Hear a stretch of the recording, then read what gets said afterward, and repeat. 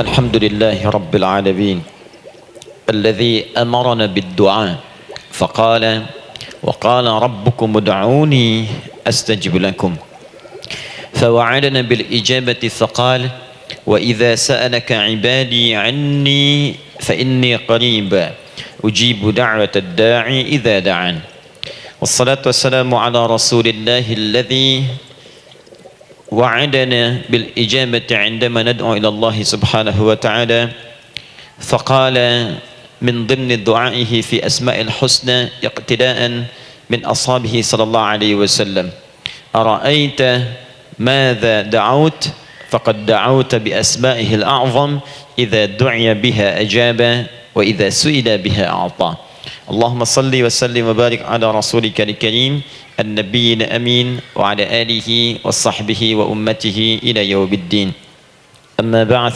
فيا عباد الله أوصي نفسي وإياكم بتقوى الله فقد فاز المتقون فلا تموتن إلا وأنتم مسلمون.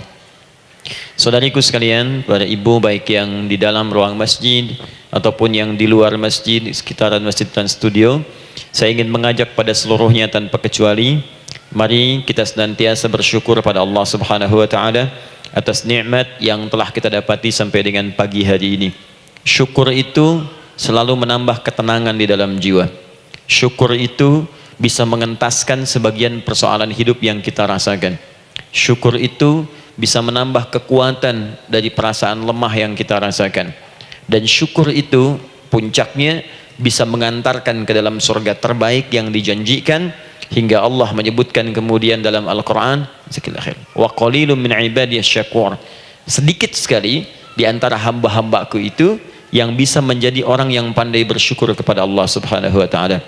Mudah-mudahan hidupan kita sampai hari ini seluruhnya diterima oleh Allah Subhanahu wa taala sebagai amal saleh, dan semoga yang belum mendapatkan hidayah untuk berislam sampai dengan pagi hari ini dihunjamkan hidayah kepada dalam jiwanya oleh Allah Subhanahu wa taala agar bisa berislam sebelum wafat menghadap Allah Subhanahu wa taala. Baik, hari ini kita akan belajar. Saya akan cepat masuk kepada pembahasan karena waktu kita cukup singkat, tentang orang-orang yang dikabulkan doanya yang tersebut dalam Al-Quran khususnya dan sunnah Rasulullah Sallallahu Alaihi Wasallam. Kita akan bagi pembahasan kita ke dalam 3 bagian. Pertama, kenapa kita mesti berdoa? Di poin pertama. Kenapa kita mesti berdoa? Yang kedua, bagaimana cara berdoa yang baik yang cepat dikabulkan oleh Allah Subhanahu wa taala. Jadi yang pertama, mengapa kita mesti berdoa? Esensi doa itu apa, kan? Yang kedua, bagaimana cara berdoa yang sekiranya cepat dikabulkan oleh Allah Subhanahu wa taala. Dan yang ketiga, kita akan melihat ukuran pengabulan doa. Seperti apa doa itu dikabulkan? Karena nanti ada orang-orang yang tidak sadar sesungguhnya doanya sudah dijawab, tapi dia tidak menyadari itu. Bahkan merasakan doanya kok nggak dijawab-jawab gitu. Padahal Allah sudah menjawabnya. Nah, seperti apa ukuran kita mengetahui bahwa doa kita telah terjawab, atau doa kita barangkali belum dijawab atau tidak dijawab? Apa ukuran ketiga hal itu? Itu yang coba kita turunkan di pembahasan pagi ini. Mudah-mudahan dengan itu kita nanti akan lebih pandai bagaimana cara menyikapi doa dalam hidup, seperti apa doa dipanjatkan, kapan kita berdoa, dan kita tahu oh ini hasil dari doa yang telah kita panjatkan. Sepakat sampai di sini? Baik ya, tinggal sepakat saja ya. Kan biasanya yang nerangkan saya, nulis saya, ngapus saya sampai selesai pula. Baik, ayo kita mulai. Bismillah. Mengapa kita mesti berdoa? Kita buka dulu ibu sekalian, ya, yang di ruangan ini ataupun yang di bawah, semuanya insya Allah memiliki kemuliaan yang sama di hadapan Allah Subhanahu wa taala sesuai dengan keikhlasannya, ya, sesuai dengan keikhlasannya. Karena hadisnya umum sifatnya. Man salaka tariqan yaltamisu fihi ilma sahhalallahu lahu tariqan ilal jannah. Siapa yang menyiapkan dirinya menempuh perjalanan dan dia meniatkan ingin belajar pengetahuan agama walaupun sedikit, maka dia akan dapat balasan dari Allah. Minimal setiap langkahnya akan dicatat meringankan langkah dia ke surga nantinya. Ya. Dan di situ tidak disebutkan khusus bagi yang di dalam ruangan masjid. Lantai 2 lagi misalnya. Tidak. Ya, jadi yang di sekitaran, yang di depan semua berdasarkan niatnya, ya. Berdasarkan niat dan kuantitas amalannya. Di kuantitas itu tambah. Mungkin ustadz belum datang, ibu ada yang berzikir, ada yang baca Al-Qur'an, ada yang istighfar, itu yang nambah pahala. Ya. Kalau yang pasang status, pasang kamera, ya itu saya nggak tahu. Ayo kita kembalikan sini. Pertama, Quran surah ke-7 ayat 172. Quran surah ke-7 Al-A'raf ayat 172. Kemudian setelah itu diperintahkan dalam Al-Quran surah ke-40 Ghafir ayat ke-60. Lalu kita praktekkan ini dalam keseharian kita. Saya beri contoh misalnya Quran surah ke-2 ayat ke yang paling banyak nih dibaca 201. Kadang-kadang misalnya Quran surah kedua ayat 286. Banyaklah. Quran surah ke-7 ayat 23 misalnya, dan seterusnya. Ini bagian pertama.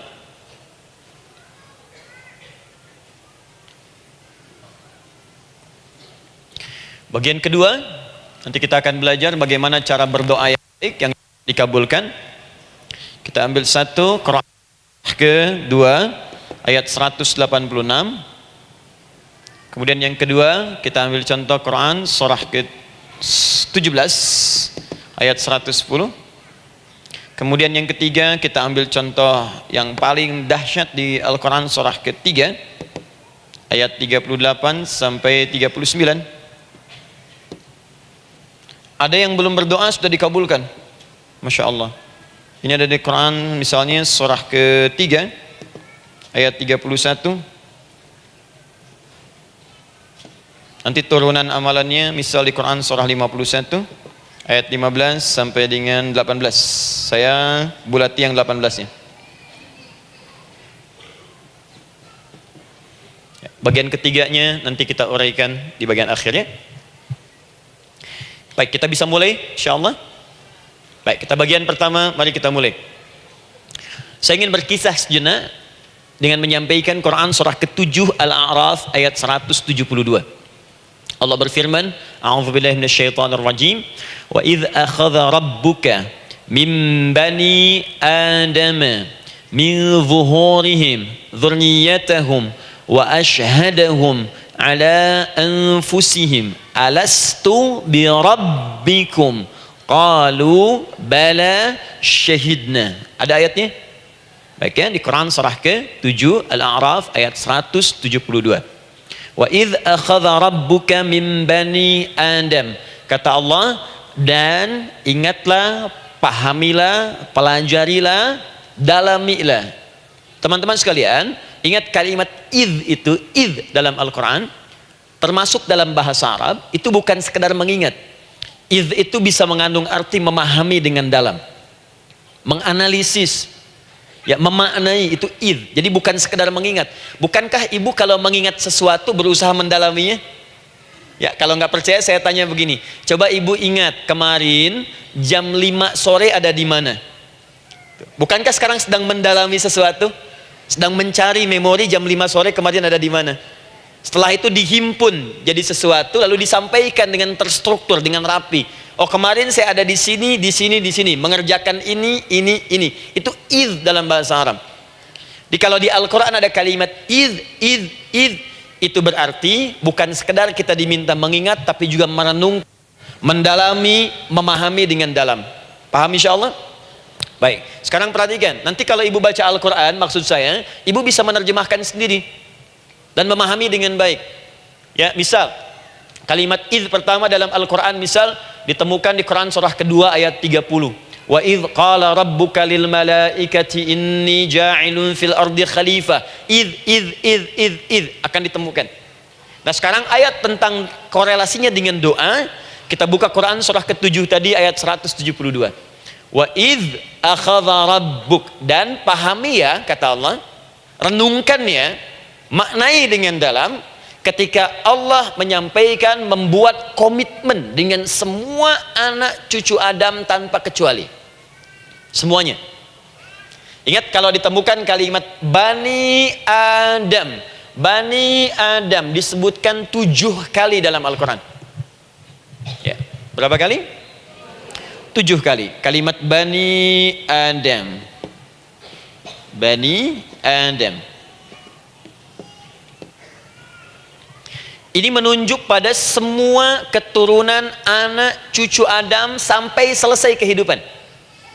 Ya, dari Nabi Adam alaihissalam, kemudian pasangannya Sayyidah Hawa alaihissalam, kemudian keduanya mulai berumah tangga, melahirkan keturunan. Diabadikan di Al-Quran surah keempat, ya, surah Ibu, ayat yang pertama.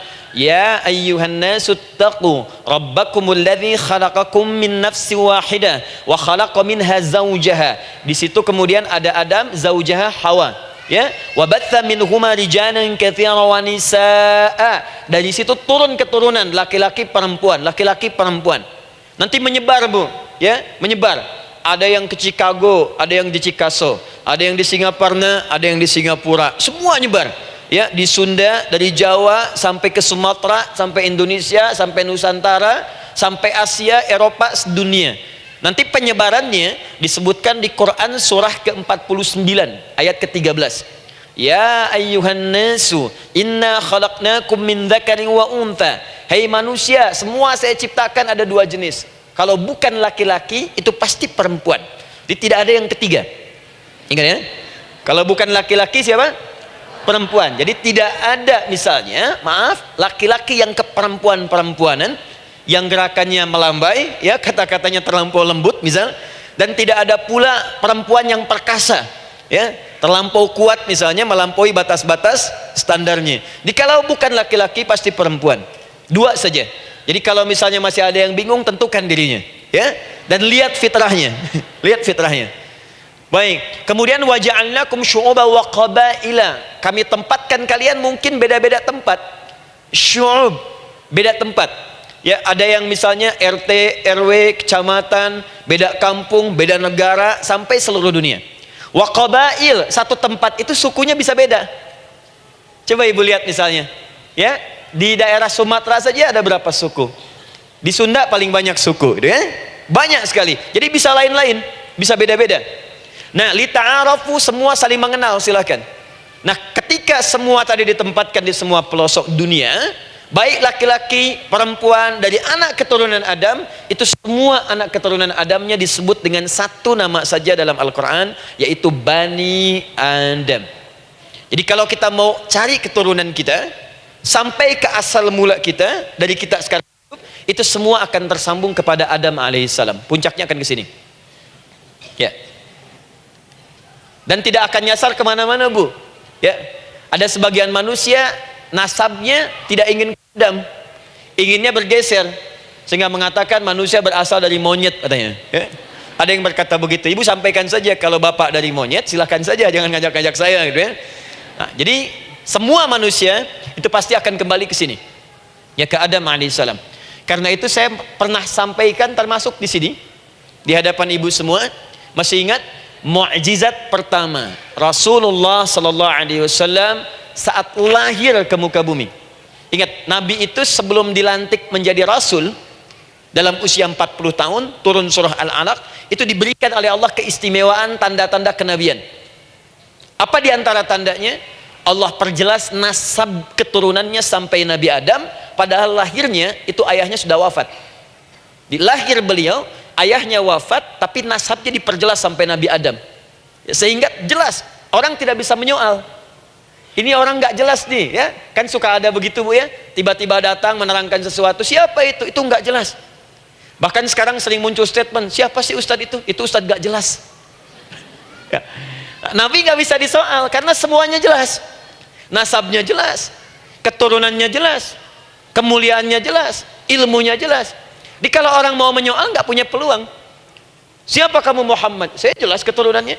Muhammad SAW bin Abdullah bin Abdul Muttalib bin Hashim bin bin Abdul Manaf, bin Qusay, bin Murrah, bin Kilab, bin Ka'ab, bin Ghalib, bin Fihr, bin Malik, bin Nadar, bin Kinana, bin Khuzaimah, bin Mudrika, bin Ilyas, bin Nizar, bin Mudar, bin Ma'ad, bin Adnan, bin Addi, bin Adri, bin Muqawwam, bin Nagur, bin Tarih, bin Ya'rub, bin Yasjub, bin Nabit, bin Ismail alaihissalam, bin Ibrahim alaihissalam, bin Azar atau bin Nakhur, bin Abir, bin Kinan, bin Arfakhshad, bin Sam, bin Nuh alaihissalam, bin Mikhlail, Matushala, bin Kinan, bin Anwas, bin Thith, bin Adam alaihissalam.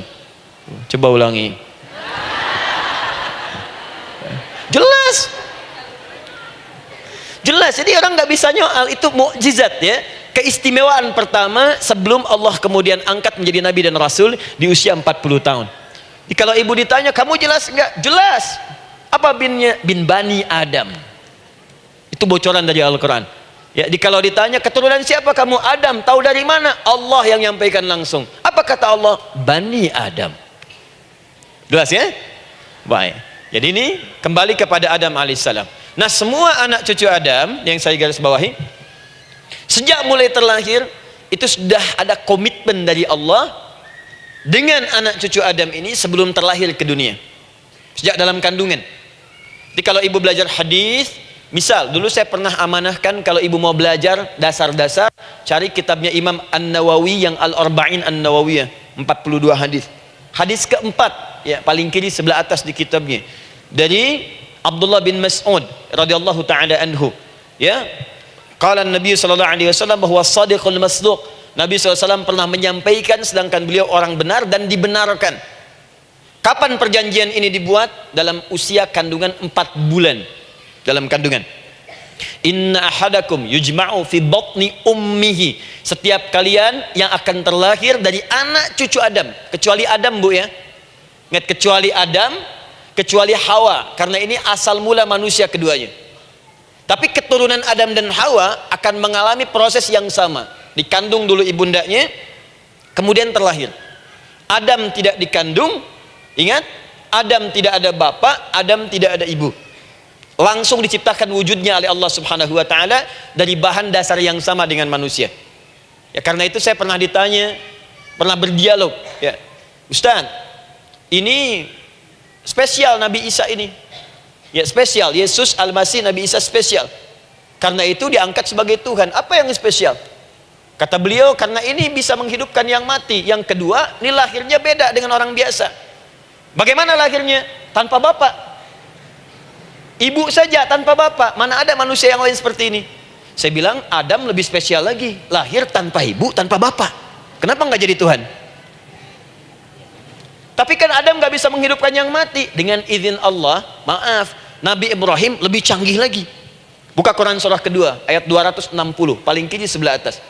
Wa idz qala Ibrahim rabbi arini kaifa tuhyil mauta qala awalam tu'min qala bala walakin inna qalbi. Ketika Ibrahim bermohon kepada Rabbnya, ya Allah, tolong tunjukkan kepadaku bagaimana cara menghidupkan yang mati. Kata Allah, kamu masih nggak yakin? Kata Ibrahim, saya yakin, saya yakin-yakinnya. Cuma supaya hati saya tenang, membuktikan kepada yang lain tentang kuasamu. Kata Allah, gampang. Lalu Allah berikan kemudian satu ketentuan sama persis dengan Nabi Isa, cuman prosesnya lebih canggih. Kalau Nabi Isa, tepuk mayatnya, bangun, bicara. Nabi Ibrahim kata Allah, nih ambil burung, potong-potong dulu, dicincang dulu. Sudah dicincang kemudian, mayatnya disimpan, jasadnya di tempat bukit yang berbeda. Kalau sekarang potong burung, simpan di bukit satu, jasad yang kedua simpan di bukit B. Kepalanya simpan di bukit A, ekornya simpan di bukit B, badannya simpan di bukit C. Panggil dengan nama Allah. Thummat uhunna ya'tina kasa'ya. Panggil, bismillah, dengan nama Allah, hidup, hidup. Sama persis dengan Nabi Isa. Dengan nama Allah biiznillah, hidup, hidup. Nabi Ibrahim biiznillah, dengan nama Allah hidup, hidup. Menyatu semuanya jadi satu. Psst. Kalau Nabi Isa kemudian ada yang menduga sebagai Tuhan, kenapa Nabi Ibrahim tidak angkat jadi Tuhan? Paham ya? Nah, ini menunjukkan bahwa ada pola pemikiran yang harus dikembalikan supaya benar cara memahaminya. Jelas sampai sini? Maaf saya sedikit agak lompat ya. Saya kembalikan kemudian, perhatikan sini. Inna ahadakum yujma'u fi batni ummihi. Karena itu semua anak cucu Adam, beda dengan Adam, akan proses lahirnya dikandung dulu di perut ibundanya. Fokus baik-baik. Arba'ina yauman nutfah, 40 hari pertama baru kemudian proses antara spermatozoa dengan ovum berproses. Thumma yakunu mithla dzalika, kemudian alaqah. 40 hari yang kedua jadi alaqah, zigot yang menempel di dinding rahim. Thumma yakunu mithla dzalika mudghah. 40 hari ketiga berbentuk mudghah, sudah mulai berbentuk daging sekeratan, ada bentuknya. Dan usianya sudah 4 bulan, 40 hari ketiga, 120 hari. 120 hari. Thumma yursalu ilaihil malak, kemudian diutuslah malaikat, fayanfukhu fihi ruh, maka ditiupkan roh ke dalamnya. Jadi ingat, kalau di antara sini, di antara kita ada ibu misalnya yang tengah hamil, tengah mengandung, ingat baik-baik, atau keluarganya, kerabatnya, usia 4 bulan itu roh sudah ditiupkan. Di kandungan sudah ada rohnya. Hati-hati ya. Berapa bulan? 4 bulan. Karena itu nanti ada ayat dalam Al-Quran, Quran surah ke-7 ayat 189. Di posisi ini harus banyak berdoa dan beramal soleh. Ingat ya, berdoa, beramal soleh, minimal minta kepada Allah. Da'awallaha rabbahuma la in ataitana salihah lanakunanna minasyakirin. Minta banyak kepada Allah, ya Allah jadikan anak saya anak yang soleh, jadikan anak saya anak yang soleh. Dari usia itu 4 bulan sampai ke atas menjelang lahiran. Nanti diiringi oleh amal soleh kedua orang tuanya. Ini sudah penelitian dokter muslim, khususnya di Asia Tenggara. Saya diskusi dengan seorang dokter muslim, ternyata ada korelasi amal soleh yang dikerjakan kedua orang tua, ayah dan bunda, atau calon ayah dan bunda, kepada anak yang sedang dikandung, yang belum dilahirkan. Jadi kalau orang tuanya rajin baca Al-Quran, itu berpengaruh ke anak, Bu. Dan penelitian terkini itu mempercepat anak itu menjadi seorang penghafal Quran ketika lahir. Ya, pernah satu kali dibacakan Al-Quran, posisi janin itu berubah seperti sujud gitu. Itu penelitian sudah di MRI waktu itu dilihat ya, kelihatan. Jadi ada korelasi antara kesolehan orang tua dengan kesolehan anak yang sedang dikandung. Hati-hati ya. Tapi yang penting diketahui adalah dalam usia kandungan 4 bulan itu disebutkanlah isyarat di Quran surah ke-7 ayat 172, terjadi perjanjian komitmen dengan Allah Subhanahu wa taala. Apa perjanjiannya? Wa idz akhadha rabbuka min bani adama min zuhurihim dzurriyyatahum wa asyhadahum ala anfusihim. Lihat perjanjiannya, saya fokus di kalimat ini, alastu bi rabbikum. Rabb. Apakah engkau akan berkomitmen saat ini bersaksi? Karena kalimatnya bersaksi. Wa asyhadahum, dan mereka bersyahadat, bersaksi, komitmen. Di komitmennya menggunakan kata syahadat di sini. Karena itu nanti setiap bayi yang sudah terlahir dari rahim ibu manapun itu berada dalam keadaan suci karena sudah bersyahadat dalam perut ibundanya. Masih ingat hadis ini? Kullu mauludin yuladu 'alal fitrah. Setiap yang terlahir dari rahim perempuan manapun itu membawa fitrah. Apa di antara fitrah yang dimaksudkan itu? Fitrah keislaman, fitrah mengakui Allah sebagai Tuhan. Itu nanti ada di Quran surah ke-30 ayat ke-30, paling kanan sebelah atas. Quran surah 30 ayat 30.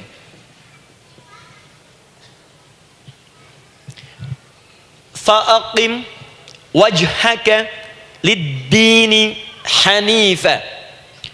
Hai setiap manusia, fa'aqim wajhaka, hadapkan, pasrahkan, arahkan dirimu sepenuhnya, lid-dini, pada ketentuan ad-din, hanifa, dengan lurus. Di setiap manusia itu punya fitrah untuk beragama, punya kecenderungan untuk mencari Tuhan. Silakan ibu cek, manusia manapun yang pernah hidup itu pasti akan mencari Tuhan. Silahkan. Karena itu Allah beri jalan, begini cara mencarinya. Fitratallahi allati fataran nasa 'alaiha, itulah fitrah manusia yang telah Allah berikan pada dirinya bahkan sebelum dia terlahir. Di antara fitrah manusia ada kecenderungan untuk mencari Tuhan. Ada kecenderungan untuk mendekat kepada Allah. Bahasa Qur'annya din, lid-dini hanifa. Apa itu din? Itulah Islam. Quran surah ke-3 ayat 19. Inna dina indallahil Islam. Karena itu silakan cek, semua orang itu pasti akan mencari Tuhan. Setiap manusia. Ada yang melihat kayaknya ada di hewan, kayaknya ada di pohon, kayaknya ada di alam, kayaknya ada di patung, kayaknya ada di... Mencari dia, terus Allah beri jalan. Kalau kamu ingin mencari yang benar, din yang dimaksud Islam, diberikanlah tuntunan dalam Islam. Jelas sampai sini? Baik, karena itulah kemudian setiap bayi yang terlahir itu disebut oleh Nabi dia suci, dia bersih karena telah membawa risalah Islam dalam dirinya. Hanya sayang nanti fa abawahu yuhawidanihi au yunassaranihi au yumajjisanihi. Lingkungan nanti akan merubah dia keluar dari fitrahnya. Bisa dipengaruhi, tiba-tiba berubah misalnya keyakinan. Bisa karena kejadian tertentu dia jauh dari Allah Subhanahu wa taala. Dia muslim, cuman karena kondisi tertentu, pekerjaan menjauhkan dia dari Allah, lupa sholat. Telenovela menjauhkan dia dari Al-Quran. WhatsApp, Facebook, media sosial melupakan dia dari ibadah. Coba ibu, kalau online setiap hari berapa kali dengan media sosial? Ganti status. Online dengan Allah berapa kali dalam sehari? Coba hitung, online dengan Allah yang paling maksimal kan sholat fardu 5 kali. Kalau 1 kali 5 menit kali 5 cuma 25 menit. 25 menit online dengan Allah. Berapa menit online dengan media sosial yang tidak nyata? Dan cita-cita masuk surga. Ayo sini. Nah, saya belum selesai. Jadi yang pertama, dalam perjanjian 4 bulan ini, pertama ada komitmen bersyahadat menuhankan Allah. Tapi yang kedua, ini yang dahsyat. Perhatikan kalimatnya, fokus.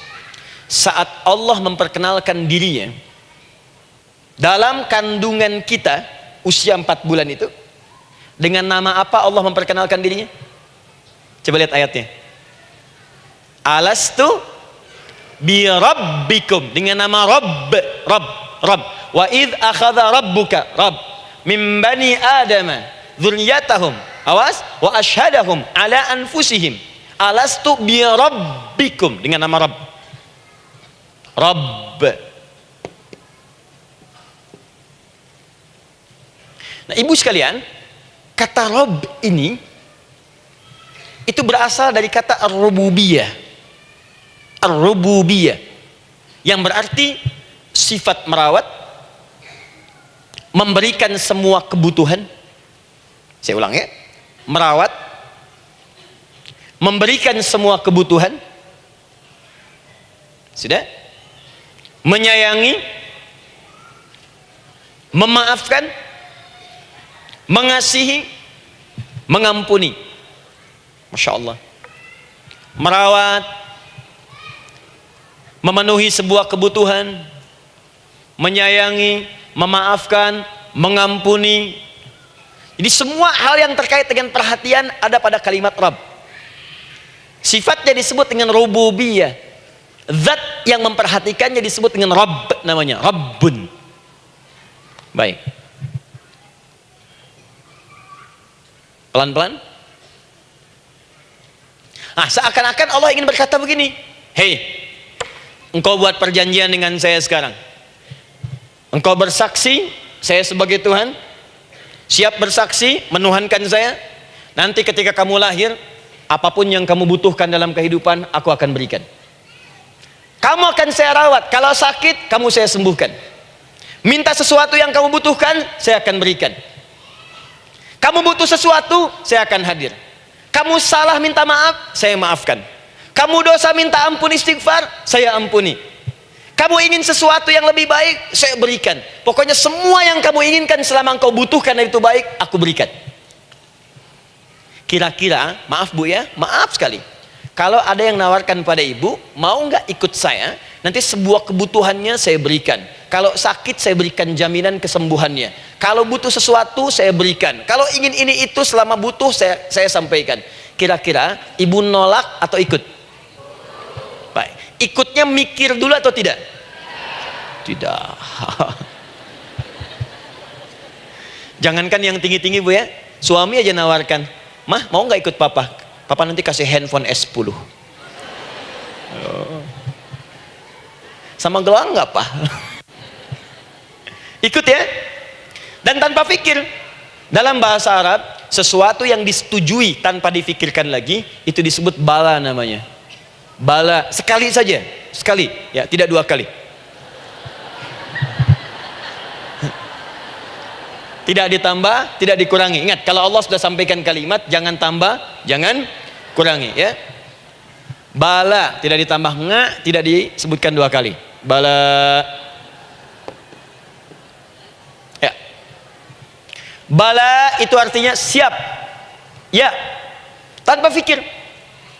Karena memang nggak ada yang dipikirkan lagi. Apa yang mau dipikirkan? Semua kebutuhan dikasih, semua keinginan dikabulkan sepanjang baik. Kalau sakit ada jaminan disembuhkan, dikasihi, disayangi, salah dimaafkan. Ya, kalau dosa diampuni, apalagi yang kurang? Nggak ada aib, nggak ada yang kurang, sempurna semua. Kita katakan bala tanpa fikir. Karena itu, perhatikan, setiap kita kemudian, ibu sekalian, datang terlahir ke bumi, mengalami kehidupan, fitrah kita setiap mendapatkan kebutuhan, kita akan menyebut nama Allah Subhanahu wa Ta'ala dengan nama yang telah dijanjikan itu. Silakan ibu cek. Bukankah ibu ketika ada kesulitan memohon kepadanya, ya Allah, tolong sembuhkan ya Allah. Ya Allah, lancarkan ya Allah. Ya Allah, sukseskan suami saya. Ya Allah, tenangkan kehidupan rumah tangga kami. Ya Allah, anugerahkan solusi. Ya Allah, sembuhkan ibu saya. Semua minta kan? Dan dahsyatnya, ketika ibu memohon kepada Allah itu, ibu gunakan kalimat yang telah disepakati ketika Allah sampaikan kepada kita. Rabb, Rabb, Rabb. Perhatikan, kalau ibu berdoa, doa apa paling favorit? Rabbana atina fid dunya hasanah fil akhirati hasanah wa qina. Doa apa itu? Sapu jagat. Bu bayangkan, Nabi aja nggak tahu tuh istilah itu sapu jagat. Ibu tahu? Wah, Masya Allah, Indonesia kreatif. Luar biasa. Ada doa sapu jagat, nggak ada doa sapu nggak ada jagatnya, ada doa jagat nggak ada sapunya. Pokoknya luar biasa lah. Ya.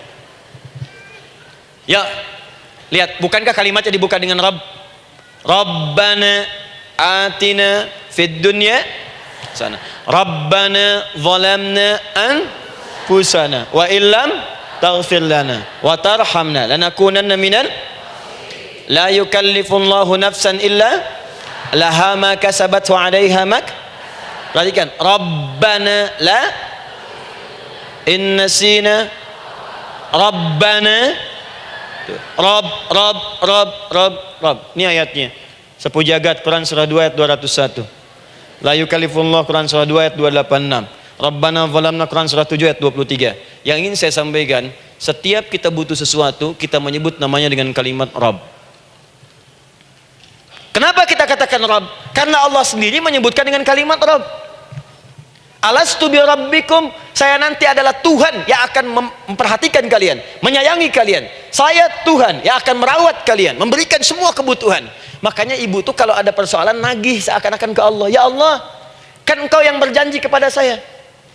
Engkau yang berjanji, engkau yang menepati ya Allah, karena engkau Tuhan. Kalau manusia, dia berjanji, dia yang mengingkari. Dia awali, dia yang akhiri. Tapi engkau beda ya Allah. Kenapa? Engkau berjanji, engkau yang menepati. Quran surah ketiga ayat 9. Innallaha la yukhliful mi'ad. Engkau yang berjanji, engkau yang menepati. Engkaulah awal dan akhir dari semua hal. Engkau mengatakan saya Rabb yang akan memberikan semua kebutuhan. Sekarang saya butuh ya Allah. Engkau berjanji akan menyembuhkan, sekarang saya sakit ya Allah. Engkau berjanji akan memberi solusi, sekarang saya sedang punya masalah ya Allah. Engkau berjanji akan memberikan kesuksesan, sekarang saya sedang menapaki itu ya Allah. Makanya ibu sebutkan kalimat Rabb, Rabb, Rabb, Rabb. Jadi sesungguhnya doa itu adalah fitrah dari setiap manusia, karena mulai dibangun komitmen sebelum dia dilahirkan ke muka bumi. Jadi kalau kita bicara tentang doa, doa itu fitrah kehidupan bagi setiap manusia. Hidup. Sekaligus penanda komitmen yang membedakan antara Khalik dengan makhluk, hamba dengan Allah, manusia dengan Tuhan. Kan Allah katakan saya Rabb ya, saya yang ngasih, saya yang Tuhan. Berarti kita yang makhluk kan, kita yang butuh kan. Allah yang memberi, kita yang butuh. Untuk membedakan mana yang butuh, mana yang ngasih, maka pembedanya adalah doa. Jadi kalau ada manusia yang nggak pernah doa selama hidup, itu tandanya ada yang salah dengan kehidupannya. Karena seakan-akan dia nggak butuh Tuhan. Sebab perbedaan manusia dengan Tuhan itu sebelum lahir, salah satunya ditunjukkan dengan sifat butuh kita kepada Allah. Makanya sekaya-kayanya orang itu pasti berdoa. Manusia paling kaya di muka bumi pun kalau besoknya mau ada pekerjaan atau proyek, dia berdoa dulu tuh. Ya Tuhan, tolong lancarkan proyek ini. Butuh. Pejabat setinggi-tingginya, kalau sudah mau mulai kemudian ada pemilihan, kalau mulai ada kebijakan, kalau mulai ada apapun berdoa juga. Itu tandanya butuh. Butuh. Di setiap manusia itu pasti butuh dengan Allah. Karena itu kalau ada manusia yang nggak pernah berdoa selama hidupnya, itu langsung mendapatkan kecaman dari Allah dan dijamin akan masuk neraka yang paling dalam. Karena seakan-akan dia sudah nggak butuh dengan Allah. Saya ulang ya, saya ulang. Doa itu fitrah hidup manusia yang sekaligus menunjukkan statusnya sebagai hamba. Jadi kalau ibu update status di media sosial, mulai sekarang tuliskan hamba. Hamba. Sudah. Mau sifatnya apapun tetap hamba. Ya, mau pejabat, mau orang kaya, mau cukup, mau macam-macam, mau ustadz, mau syekh, mau habib, tetap ujungnya hamba. Dan butuh penghambaan itu diwujudkan dalam bentuk doa. Muncullah Quran surah ke-40 ayat ke-60. Wa qala rabbukum, rabb, selalu rabb. Wa qala rabbukum ud'uni astajib lakum. Innal ladzina yastakbiruna an ibadati, awas, sayadkhuluna jahannama dakhirin. Allahu akbar. Dan Rabbmu berfirman, mengingatkan kembali kepada kalian semua, hei hamba-hambanya, kalau ada kebutuhan, kalau ada masalah, kalau ada permintaan, kata Allah, ayo doa sama saya, minta. Kan kita sudah bikin perjanjian. Makanya Allah katakan kalau punya masalah, Bu, berdoa, bukan mengeluh. Kalau punya persoalan, Bu, berdoa, bukan bikin status. Rasanya aku tidak sanggup, ditulis di Facebook. Apain? Terus kalimat Allahnya pun jelas. Minta kepadaku, bukan mengeluhkannya. Kamu tidak seperti yang aku kira. Nungguin komen. Sambil masak, celing ada satu. Ece kunaon. Makin meluas masalah. Untuk dah abi mas sabar. Sudah. Paham ya? Jadi ini kaidah hidup yang pertama. Sebetulnya sederhana, cuman jarang digunakan gitu. Sederhana, cuman jarang dipakai. Kata Allah kan, kamu doa itu saya kasih ketenangan. Jadi Bu, gini, doa itu manfaatnya, walaupun solusi belum datang, tapi hati tenang. Tenang. Jadi kalau mau curhat-curhat sama Allah, sampaikan, minta, mohon, berikan. Minimal tenang. Saya kasih rahasia ya. Ini diantara kita saja nih. Lihat sini. Saya hapus dulu deh. Bismillah. Masya Allah.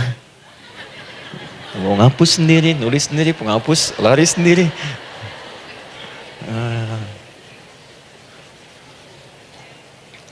Bismillah. Oh, ini ada dua ya. Sini. Baik. Buka Quran surat 7 ayat 205. Quran surat 7 ayat 205. Doa itu disebut zikir di ayat itu. Jadi kalau ibu sedang berdoa, itu sedang berzikir. Wadhkur rabbaka fi nafsika tadarruan wa khifatan wa dunal jahri minal qaul. Ada ayatnya? Oke. Pakai rabb lagi kan? Wadhkur rabbaka. Kalau engkau punya masalah, kata Allah, sekecil apapun, di rumah tangga kah, di kantor kah, kehidupan sosial kah, kata Allah, ayat sebut, minta kepada Allah, berdoa. Doa disebut dengan zikir. Zikir itu semua kegiatan yang membuat kita ingat Allah. Zikir. Baca Quran, zikir. Dalilnya Quran surah ke-15 ayat 9. Inna nahnu nazzalna dzikra. Kami turunkan Al-Quran sebagai zikir. Menghafal Quran, zikir. Quran surah 54 ayat 17, ayat 22, ayat 32, ayat 40. Walaqad yassarnal Qur'ana lidzikri. Kami akan mudahkan Al-Quran untuk diingat, dihafalkan. Zikir, sebagai zikir kepada Allah. Ibu selepas sholat baca subhanallah, alhamdulillah, Allahu akbar, zikir. Quran surah keempat ayat 103. Fa idza qadaitumus salata fadhkurullah. Maka jika Anda telah tuntas mengerjakan sholat, segera berzikir kepada Allah. Sholat sendiri zikir. Quran surah ke-20 ayat ke-14. Innani anallahu la ilaha illa ana fa'budni wa aqimis salata li dzikri. Saya Allah, kata Allah. Tidak ada Tuhan selain saya. Sembah saya. Bagaimana menyembah Allah? Tunaikan salat sebagai zikir kepada Allah. Zikir.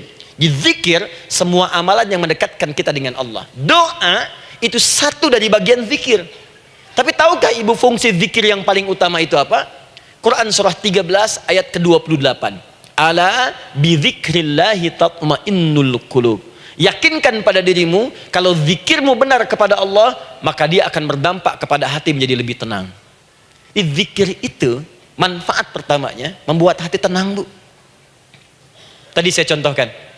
Baca Al-Quran zikir kan? Jadi kalau ibu sedang tidak tenang, sedang gelisah, ada masalah, daripada mengeluh sana sini, wudu, Bu, wudu. Ambil mushaf, baca. Saat baca itu mungkin solusi belum datang, tapi hati itu lebih tenang. Kaitan dengan bahasan kita, doa, minta. Doa. Jadi kalau orang punya masalah itu, kalau berdoa, walaupun solusinya belum datang, walaupun kemudian jawabannya belum tiba, minimal hati ibu itu tenang. Ini dia. Kan surah 13 ayat 28. Rumus ini pakai. Gunakan dalam hidup. Karena yang tahu kehidupan kita itu Allah yang menciptakan kita. Yang tahu pesawat, yang bikin pesawat. Yang tahu handphone, yang bikin handphone. Yang tahu mikrofon, yang bikin mic-nya. Yang tahu kita, yang menciptakan kita. Ikutilah petunjuk Allah yang menciptakan kita, maka akan langsung terasa manfaatnya. Ibu tidak percaya, silahkan lakukan. Rasakan bedanya, bedakan rasanya, dan pasti akan terasa bedanya. Akan lain. Tuh. Doa.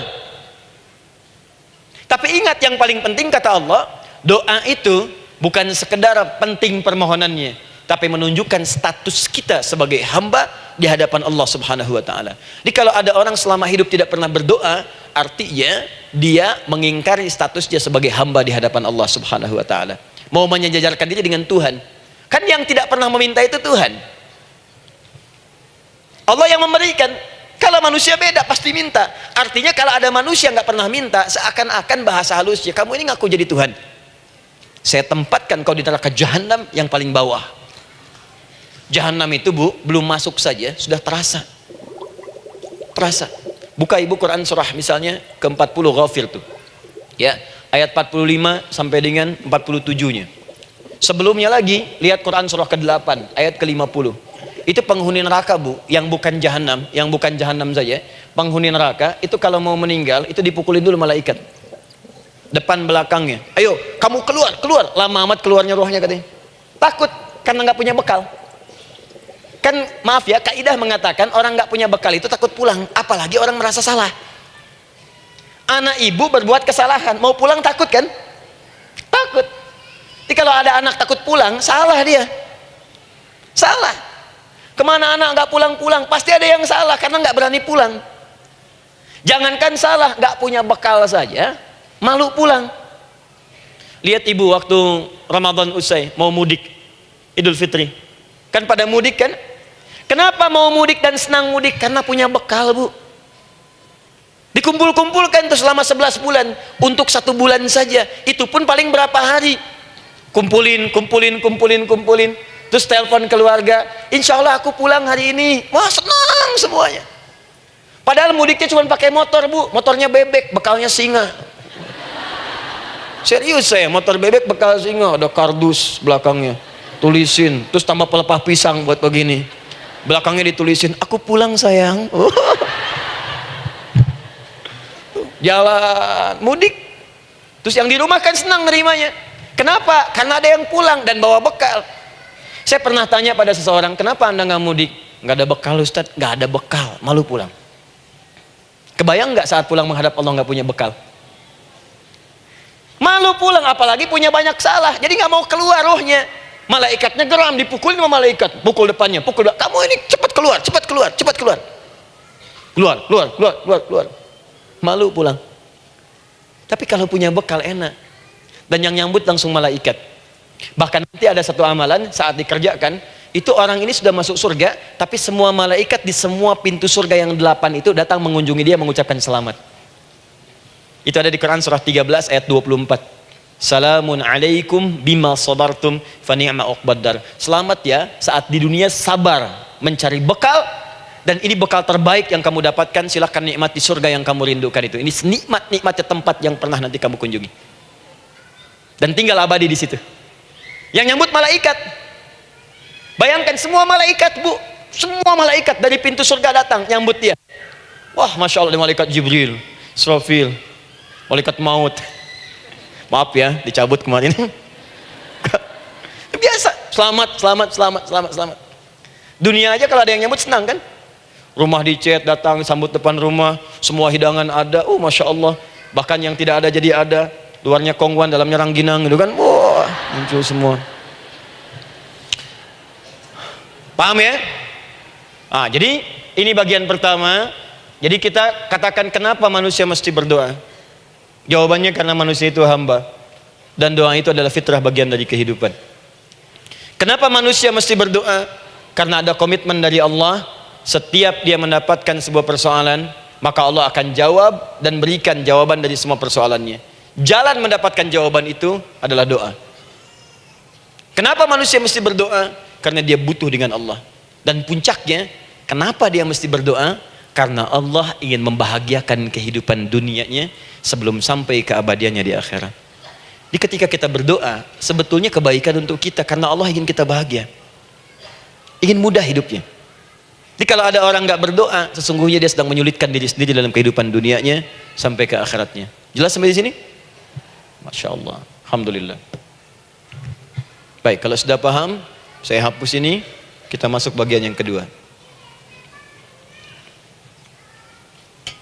Hapus lagi. Sab Muslimah edisi ke-15.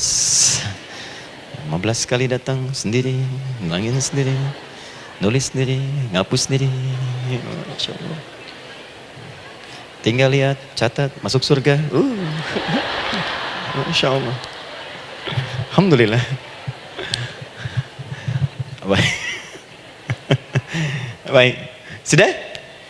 Alhamdulillah. Saya ingin setiap pembahasan kita dipahami ya. Saya tidak menyukai kalau datang melihat tapi nggak paham gitu. Ya, dengar tapi nggak paham. Saya tidak ingin satupun keluar dari sini kecuali paham. Ya. Ibu paham? Paham Ustaz. Pada pamit ya, silahkan. Apa yang ibu pahami? Doa. Ya. Dah. Nah, sekarang masuk bagian kedua. Bismillah. Kalau sudah mengerti yang tadi, persoalannya adalah bagaimana cara kita memohon kepada Allah. Itu dia. Bagaimana cara kita meminta? Kata Allah, kamu kalau punya masalah, minta. Ya Allah, caranya bagaimana? Karena sesuatu yang dikerjakan tanpa ilmu dan tidak tahu caranya, itu bisa keliru. Hidup itu menyembah Allah tidak cukup dengan iman, Bu. Mesti pakai ilmu. Iman saja sekalipun kuat tanpa ilmu, itu bisa salah. Kuat ingin mendekat kepada Allah. Ya Allah, aku ingin ibadah, kuat. Saya punya kawan dulu di pesantren. Tahun kedua, dia sudah berubah. Ya, tadinya orang tuanya melihat anaknya, Masya Allah, tiba-tiba ada perubahan, senang ibadah, Bu. Malam-malam dia bangun, ini kisah nyata, saya alami sendiri. Masya Allah, saya senang sekali. Kita saling doakan, dia bangun malam tahajud. Bangun jam 2, Anda bayangkan. Yang sebelumnya menjelang subuh atau apa, ini malam Jumat lagi, malam libur. Malam libur biasanya santri itu kebanyakan ada yang keluar, ada yang main, ada yang macam-macam. Ini dia malam tahajud, jam 2 bangun. Saya bahagia sekali. Udah bangun, sholat, selesai. Cuman pas waktu mau subuh, kok saya lihat tidur. Saya bangunkan kan, Fulan bangun. Oh iya, kata iya. Oh mungkin nanti mau nyusul. Saya pikir istirahat dulu. Saya ke masjid lah. Udah ke masjid dah selesai. Kita diskusi di masjid selesai, semua pulang saya jam 7. Saya lihat masih tidur juga. Barangkali dia sudah tadi sholat mungkin di kamar, nggak sempat ke masjid karena capek. Tapi saya lihat kok posisinya nggak berubah. Di situ juga. Akhirnya setengah jam saya tunggu, saya bangunkan. Bangun. Bangun. Kenapa Adi katanya? Saya kira antum belum sholat subuh ya? Adi gimana sih? Kan udah saya jama dengan tahajud tadi. Udah saya jama dengan tahajud. Jadi memang kekuatan imannya lagi tinggi, cuman ilmunya kosong. Ini yang bahaya. Besok-besok kalau orang kayak gini sholat subuh bisa 4 rakaat. Ya. Karena itu berdoa penting, cuma kita mesti tahu caranya. Yuk kita mulai bagian pertama. Quran surah kedua ayat 186, paling kiri sebelah bawah. Sudah? Wa idza sa'alaka 'ibadi 'anni fa inni qarib. Fokus. Kata Allah, kalau hamba-hambaku Muhammad SAW bertanya kepadamu minta petunjuk untuk mencari-cari aku. Tuh Bu, coba lihat ayat doa dibuka lagi dengan kalimat hamba untuk menegaskan status kita. Jadi kalau ditanya kita siapa di hadapan Allah? Hamba. Makanya nggak usah sombong. Jangan sombong karena kita cuma hamba. Karena itu ketika Korun sombong, Korun tuh manusia terkaya yang pernah hidup di bumi. Hartanya Bu, ini saya kasih bocoran sedikit, kunci berangkasnya saja kemana-mana itu suka dibawa, dipikul paling sedikitnya 8 bodyguard, cuman bawa kunci berangkas saja begini. Di Korun pengen ngasih tahu, kalau ada yang pengen nyuri di tempat saya silahkan aja, ini aja bodyguard saya ngangkat kuncinya susah. Korun. Jadi kalau Anda tidak sekaya Korun, jangan ikutan sombong, telat. Telat, gak ada kerjaan, sudah ada yang lebih kaya. Ya. Dan apa yang terjadi? Fakhosabna, kata Allah, kami telan. Likuifasi. Telan oleh bumi semua. Dengan kekayaannya semua habis.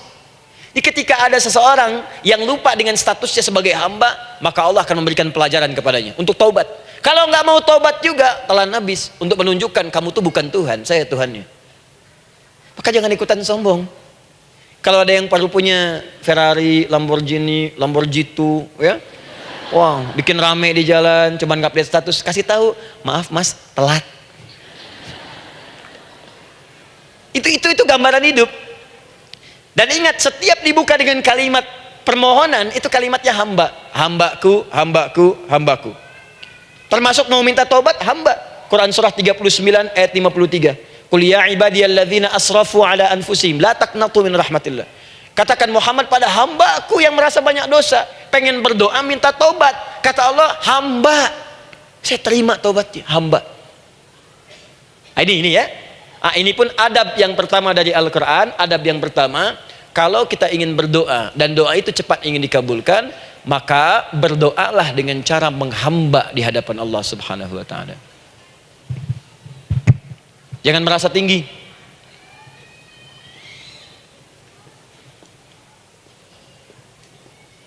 Saya turunkan caranya. Bagaimana cara menghamba itu dengan cara yang baik? Fokus.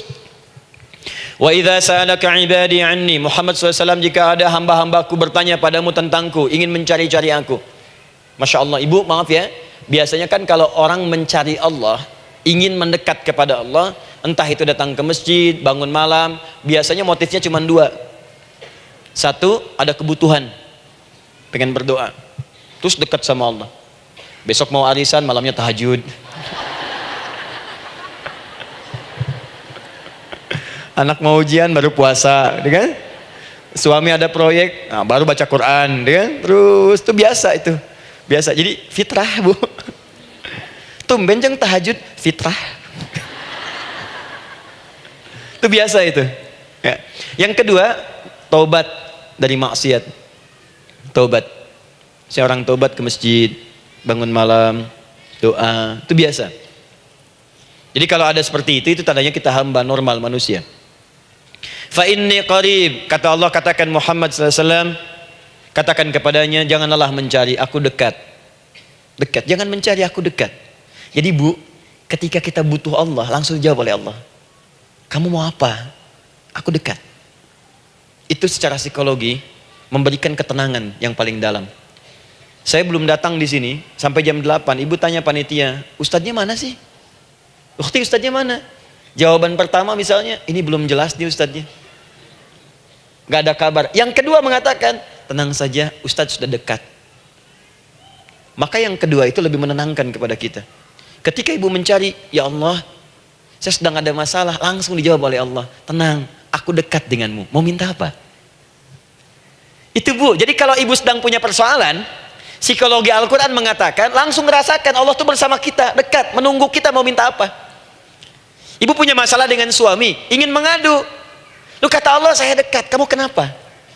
Ada masalah apa? Ayo minta, ayo cerita. Mohon. Ibu punya masalah dengan anak, ibu punya masalah dengan tetangga, di pekerjaan, kehidupan sosial. Kata Allah, saya dekat. Nah, perasaan itu hadirkan dalam jiwa kita. Ini sekarang jarang didapatkan. Jadi kalau ada masalah itu, hal pertama yang dilakukan itu belum ingat Allah itu masalahnya. Di kebanyakan manusia itu kalau punya masalah, selalu ingin yang pertama itu solusinya, bukan Allahnya. Kan pemilik solusinya Allah. Jadi kalau kita ingat pada yang memiliki, maka apapun yang kita minta akan diberikan. Bahkan ada orang yang saking ingatnya dengan Allah, sebelum minta sudah dikabulkan. Itu yang dahsyat. Nah, sekarang setelah kita paham tentang kedekatan ini, kemudian kita praktekkan. Jadi bu, ya maaf ya, ketika ibu punya masalah apapun, yang pertama diingat Allah.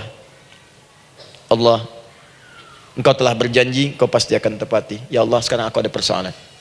Nah, sekarang teruskan ayatnya. Ujibu da'watad da'i idza da'an. Ujiba.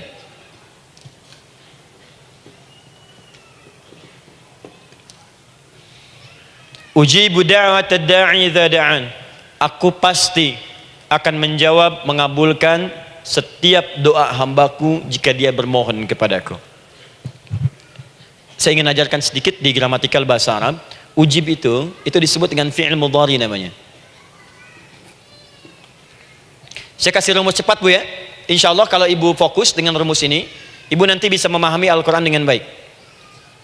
Saya kasih satu kalimat, hafalkan baik-baik. Ini gampang kok. Anita.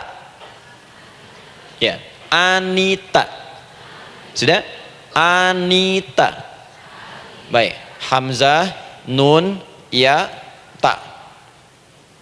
Satukan, Anita. Kalau di dalam kalimat ibu baca Al-Quran, di depannya ada huruf hamzah ini, atau nun, atau ya, atau ta, maka itu rumus mudhari namanya. Gak usah dihafalkan mudharinya, ya, gak usah dihafalkan sampai bikin misalnya satu ungkapan, Anita istrinya Pak Mudhari, gak usah, gak ada kerjaan, ya, gak usah dihafal. Saya hanya ingin tunjukkan pemahaman. Kalau ada bentuk seperti ini punya 3 makna. Kalau dalam bahasa Inggris itu disebut present, ya, continuous, dan future. Present, continuous, and future. Sekarang, terus, sampai kapanpun. Sekarang, terus berlangsung, continuous, and future, sampai kapanpun di masa depan. Ini bentuknya disingkat dengan rumus ini, Anita. Di dalam konteks pengabulan doa, kata Allah, ketika saya akan kabulkan, kalau kamu punya masalah, kamu berdoa, saya akan kabulkan. Nah, kalimat Allah saya akan kabulkan ini bentuknya menggunakan mudhari. Ada hamzah di depannya, ujib. Artinya apa? Kalau ibu sekarang berdoa, saya akan kabulkan, kata Allah. Terus kamu berdoa, saya akan jawab. Nanti pun punya masalah di masa depan, kamu berdoa, saya jawab juga. Jadi artinya tidak ada doa yang sia-sia. Semua doa, ingat, sepanjang kita butuhkan, pasti Allah berikan. Doa itu, sepanjang kita butuhkan, pasti akan dijawab.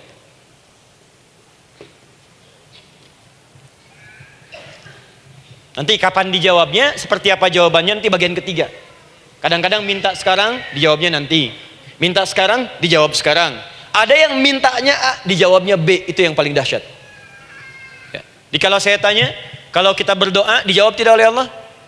Ya, itu janji Allah. Setiap orang berdoa pasti dijawab. Nah, hanya persoalannya seperti apa doa yang cepat dijawab itu? Apakah semua doa langsung dijawab seketika? Akankah mendapat jaminan langsung dijawab? Ternyata kalimat dijawab ini diikat dengan syarat ketentuan berlaku. Apa di antara syarat dan ketentuannya ini? Teruskan ayatnya. Falyastajibuli. Syarat pertama, kalau doamu ingin cepat aku jawab, falyastajibuli, maka engkau pun harus cepat merespon setiap seruanku. Jawab seruanku dengan cepat. Doa ingin dijawab oleh Allah, maka kata Allah, kamu pun harus menjawab setiap seruanku. Jawab seruan Allah.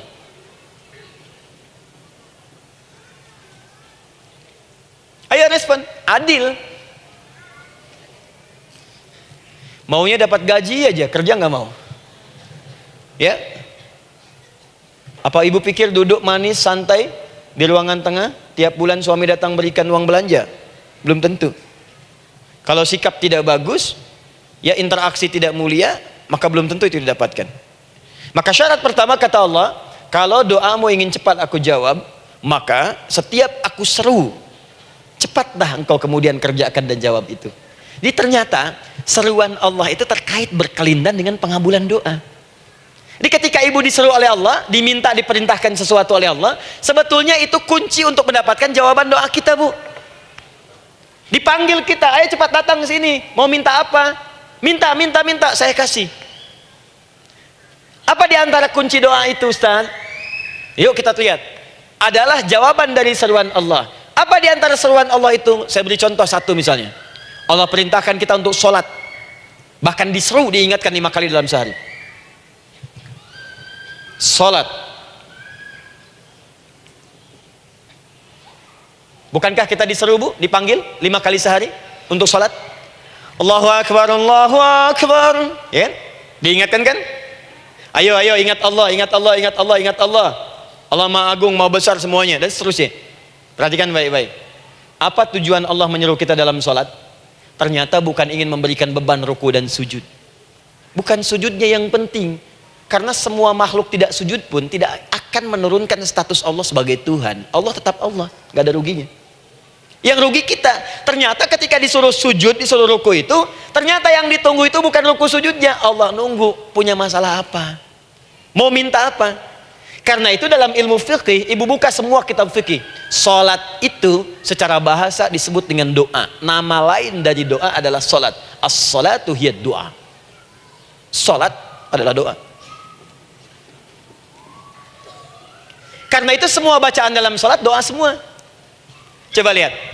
Baru takbir Allahu Akbar, doa iftitah. Al-Fatihah doa, Bu. Jangan dikira Al-Fatihah nggak ada doanya.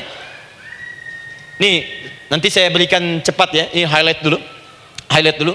Dalam sholat itu ada 4 keadaan. Ingat ini baik-baik. Nanti ibu manfaatkan, minimal zuhur lakukan. Ada berapa keadaan? 4. Ada 4 posisi, 4 keadaan dalam sholat. Yang kalau ibu berdoa benar, meminta di situ dengan benar, itu seketika akan dikabulkan. Seketika. 1, saat berdiri. 2, saat ruku'. 3, saat sujud. 4, sesaat sebelum salam. Berdiri, ruku', sujud, sesaat sebelum salam. Baik, sebelum saya bahas lebih jauh, saya ingin sampaikan dulu. Jadi ternyata ketika kita diminta oleh Allah menunaikan sholat, itulah cara kita memohon, Bu. Itulah waktu kita meminta. Dan dahsyatnya dalam sehari itu 5 kali ditungguin, Bu. Mana ada manusia di muka bumi ini buka pintu rumahnya 5 kali sehari cuma untuk memberikan apa yang dibutuhkan. Sesoleh-solehnya Ustadz, gak ada yang mengatakan, ayo 5 kali sehari datang aja ke rumah saya. Kalau butuh apa-apa ambil. Butuh kulkas, ambil kulkasnya. Butuh TV, ambil. Gak ada begitu. Allah itu maha baiknya, 5 kali sehari dipanggil. Dari subuh sampai zuhur. Kita bangun tidur aja, punya masalah nggak? Ayo minta. Disuruh sholat 2 rakaat. Dan sholatnya nggak usah banyak-banyak, 2 rakaat aja dulu supaya nggak ada beban. Itu pun kadang-kadang masih lupa berapa rakaat kita sholat. Ya. Ayo sujud, disuruh minta, punya masalah nggak? Terus dari subuh sampai ke siang dipanggil lagi. Punya masalah lagi nggak? Disuruh zuhur 4 rakaat. Karena waktunya cukup panjang, suruh 4. Ayo minta. Ada masalah apa? Minta sujud kita. Minta mohon. Dari zuhur ke asar, ditanya lagi, ada masalah nggak? Panggil lagi. Ke maghrib sampai ke isya sebelum tidur, supaya tidurmu enak, masalah nggak ada, tenang, nikmat, nyaman istirahatnya. Ada masalah nggak? Disuruh sholat lagi. Jadi kalau orang paham sholat itu kunci kebahagiaan, dia akan senang menunaikan sholat. Makanya ketika ibu bertanya, kenapa saya sholat? Dijawab oleh muadzin, hayya 'alas shalah, ayo sholat. Kenapa sih sholat? Hayya 'alal falah, yuk bahagia, ayo tenang, yuk dapatkan apa yang kamu inginkan, falah. Jadi kalau orang paham sholat itu menyelesaikan persoalan, tentu orang akan berbondong-bondong semangat untuk menunaikan sholat. Cuman sayang segelintir orang itu menilai sholat sebagai beban. Jadi sebagai kewajiban beban saja, makanya sholatnya nggak nikmat. Korok tadi duhur, ayeuna asar deui. Tuh. Ya bagaimana doanya bisa dijawab? Anda datang pada orang, tapi datangnya dengan marah-marah, datangnya dengan mencelanya. Ya bagaimana dia bisa memberikan kebutuhan Anda? Anda datang pada Allah dengan niat yang tidak ikhlas. Setelah itu kemudian menggunjingkannya, bagaimana bisa dijawab? Tuntutan tinggi, tapi datang tidak membawa prestasi, ya bagaimana bisa diberi? Catat tuh, bikin status. Paham ya? Nah ini bagian pertama. Jadi cara pertama, respon kata Allah, seruan Allah. Rumus pertama sholat. Nah sekarang saya ajarkan lagi. Ini belum selesai nih Bu, ini panjang bahasannya nih. Sampai jam berapa kita? 10 ya? Oh, banyak. Oh, mau sampai jam 5 silahkan, saya jam 10 selesai ya. Lihat sini. Oke, saya punya sekitar 1 jam kurang ke depan. Saya ingin terangkan sedetil-detilnya gitu ya. Dan saya hanya menyampaikan isi Al-Quran. Quran, hadis, Quran, hadis. Sekarang gini, Ustadz saya sekarang paham, sholat berarti kunci untuk menyelesaikan masalah. Di sholat saya akan memohon. Sekarang Ustadz, bagaimana cara saya merespon sholat? Kan kata Allah, saya menyeru, respon gitu kan? Kita dipanggil sholat nih, Allahu Akbar, dipanggil. Bagaimana cara meresponnya? Sebelum minta. Awas, ibu ingin datang mengajukan proposal. Datang kepada wali kota, datang kepada gubernur, datang kepada presiden, datang kepada menteri sebelumnya. Bukankah ibu mempersiapkan diri? Penampilan ditata, proposal dibagus-bagusin, itu kan? Yang paling hebat itu kadang-kadang malam-malam latihan depan cermin. Bapak wali kota yang saya hormati, lihat semuanya tuh. Dan yang paling luar biasa, maaf ya, janjian jam 7 dengan Pak Wali Kota, datang jam 6 ke Balai Kota. Sekarang ibu punya janji dengan Allah. Janji itu sudah diketahui sebelum pertemuannya. Kalau tidak percaya, 5 waktu ini ibu sudah hafal Bu. Ya, bahkan disuruh ngapalin oleh Allah. Buka Quran surah ke-4. Surah ibu, surah mama, An-Nisa. Ayat 103, Quran surah 4 ayat 103. فَإِذَا قَضَيْتُمُ الصَّلَاةَ فَاذْكُرُوا اللَّهَ قِيَامًا وَقُعُودًا وَعَلَى جُنُوبِكُمْ فَإِذَا اطْمَأْنَنْتُمْ فَأَقِيمُوا الصَّلَاةَ. Lihat ujung ayatnya. إِنَّ الصَّلَاةَ كَانَتْ عَلَى الْمُؤْمِنِينَ كِتَابًا مَوْقُوتًا. Sungguh semua waktu salat itu telah ditetapkan waktunya bagi orang beriman. Itu terjemahan biasa. Kalau terjemahkan pakai ilmu balaghah, sungguh orang beriman itu hafal waktu-waktu salat. Tahu waktunya. Apalagi kalau di waktu itu ibu punya kepentingan, pasti hafal. Kalau ibu benar memprioritaskan sholat dan menilai sholat sebagai solusi hidup, menilai sholat sebagai kebutuhan, ibu pasti akan hafalkan itu Bu. Nih ya, ibu dapat bagian arisan nih, bulan ini misalnya. Dan memang bagian jatah ibu, demi Allah saya katakan, sebulan sebelumnya ibu sudah hafal tanggalnya kapan. Bahkan di kalender tuh diwarnain. Papa, bagian mama nanti bulan ini. Tuh. Dicatat semua, di tempat siapa, jam berapa, datang dengan penuh keceriaan dan kebanggaan. Luar biasa. Hanya untuk urusan dunia yang itu habis gitu. Jika dia tidak meninggalkan ibu, ibu yang meninggalkan dia duluan. Sekarang 5 kali sehari semua diberikan, bahkan lebih daripada dunia dan seisinya. Harusnya sih wajarnya dihafalkan waktunya, dan ibu hafal. Ayo, subuh jam berapa sekarang? Lihat sini, bukan ke atas. Ditutup tuh. Tuh, sana tuh. Subuh jam berapa? Ayo ngelihat ke sana, 4:43. Duhur jam berapa? Tuh, asar, maghrib, isya. Itu kan kunci ibadah. Dan kunci ijabah, kunci ibadah, kunci ijabah. Di situ ada pengabulannya. Ah, ini gimana mau minta, waktu permintaannya aja nggak hafal. Gimana mau bermohon, datangnya aja telat. Karena itu, bagaimana cara merespon seruan Allah? Diaturlah di Quran surah kedua ayat 152.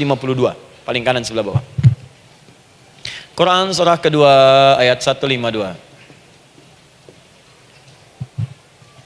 Ibu masih ingat? Bukankah sholat disebut sebagai zikir? Masih ingat? Ya, di surah ke-20 ayat 14. Wa aqimis sholata lidzikri, tunaikan sholat sebagai zikir kepadaku. Sekarang lihat ya. Lihat ketentuan Allahnya. Kalau ibu dipanggil untuk sholat, dipanggil untuk zikir, cepat respon. Ibu cepat respon, Allah pun akan cepat merespon permintaan ibu. Lihat kalimatnya. Fadhkuruni adzkurkum. Fadhkuruni adzkurkum. Kalian mengingat saya, maka saya pun akan ingat dengan kalian. Kalian zikir kepada saya, ingat saya, kata Allah, maka saya pun akan ingat kalian. Di antara makna zikir, salat. Kalau ibu salat mengingat Allah dengan cepat, maka Allah pun akan cepat mengingat kita. Contoh.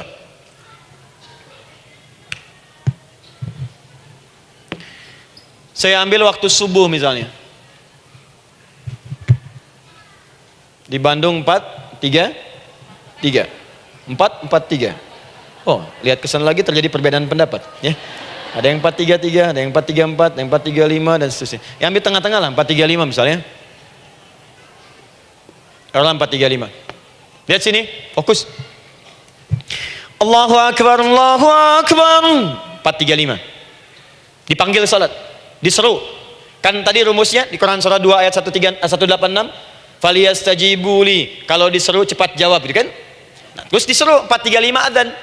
Allahu Akbar, Allahu Akbar. Begitu diseru, ibu langsung datang. Ya Allah, sudah adzan, seruan nih, saya siap-siap, saya ingin minta sesuatu.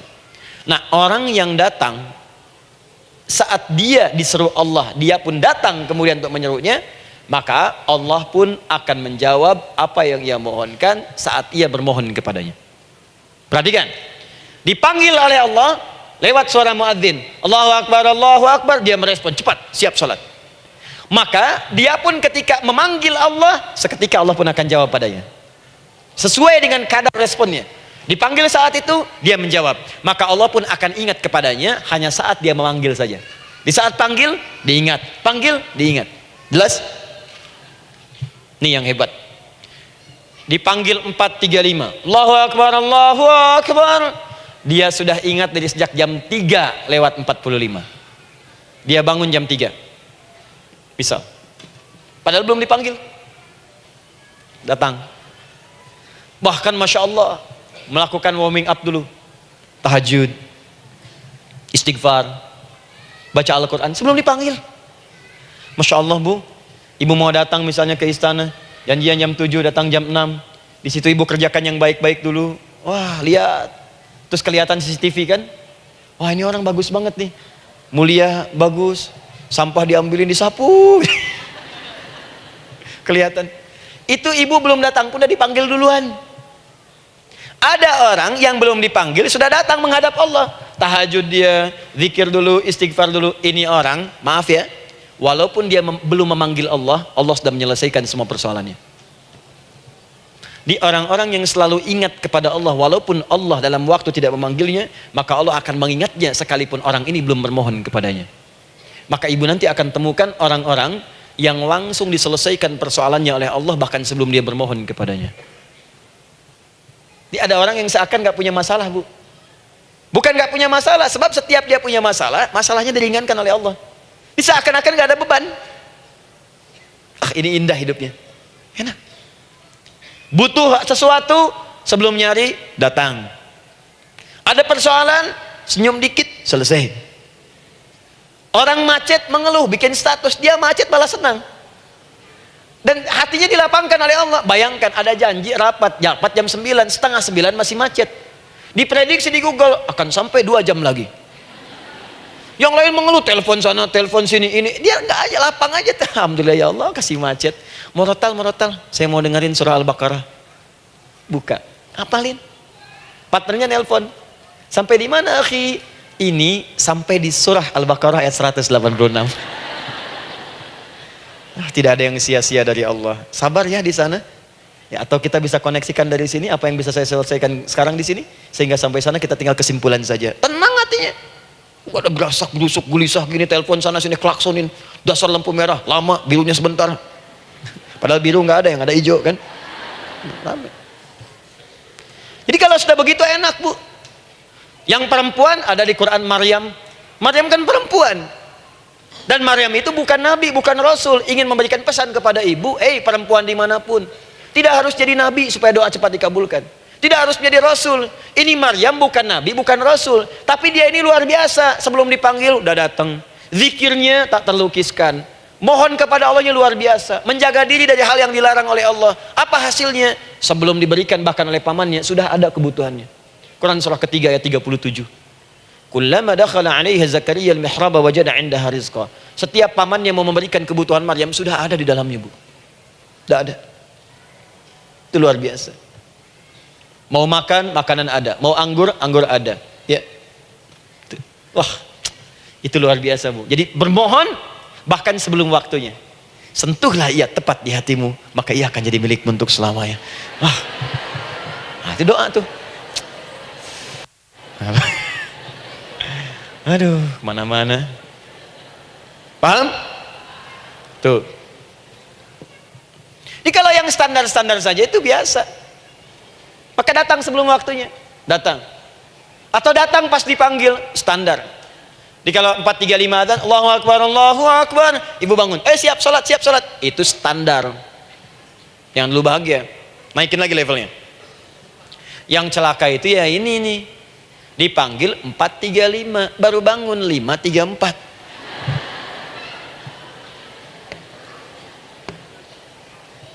Sholat subuh belum, nuntutnya udah banyak. Ya Allah, kurang apa lagi aku bermohon kepadamu. Sudah aku meminta sekarang, sholat subuh aja belum. Jadi mana keadilannya? Jadi yang pertama, respon seruan Allah.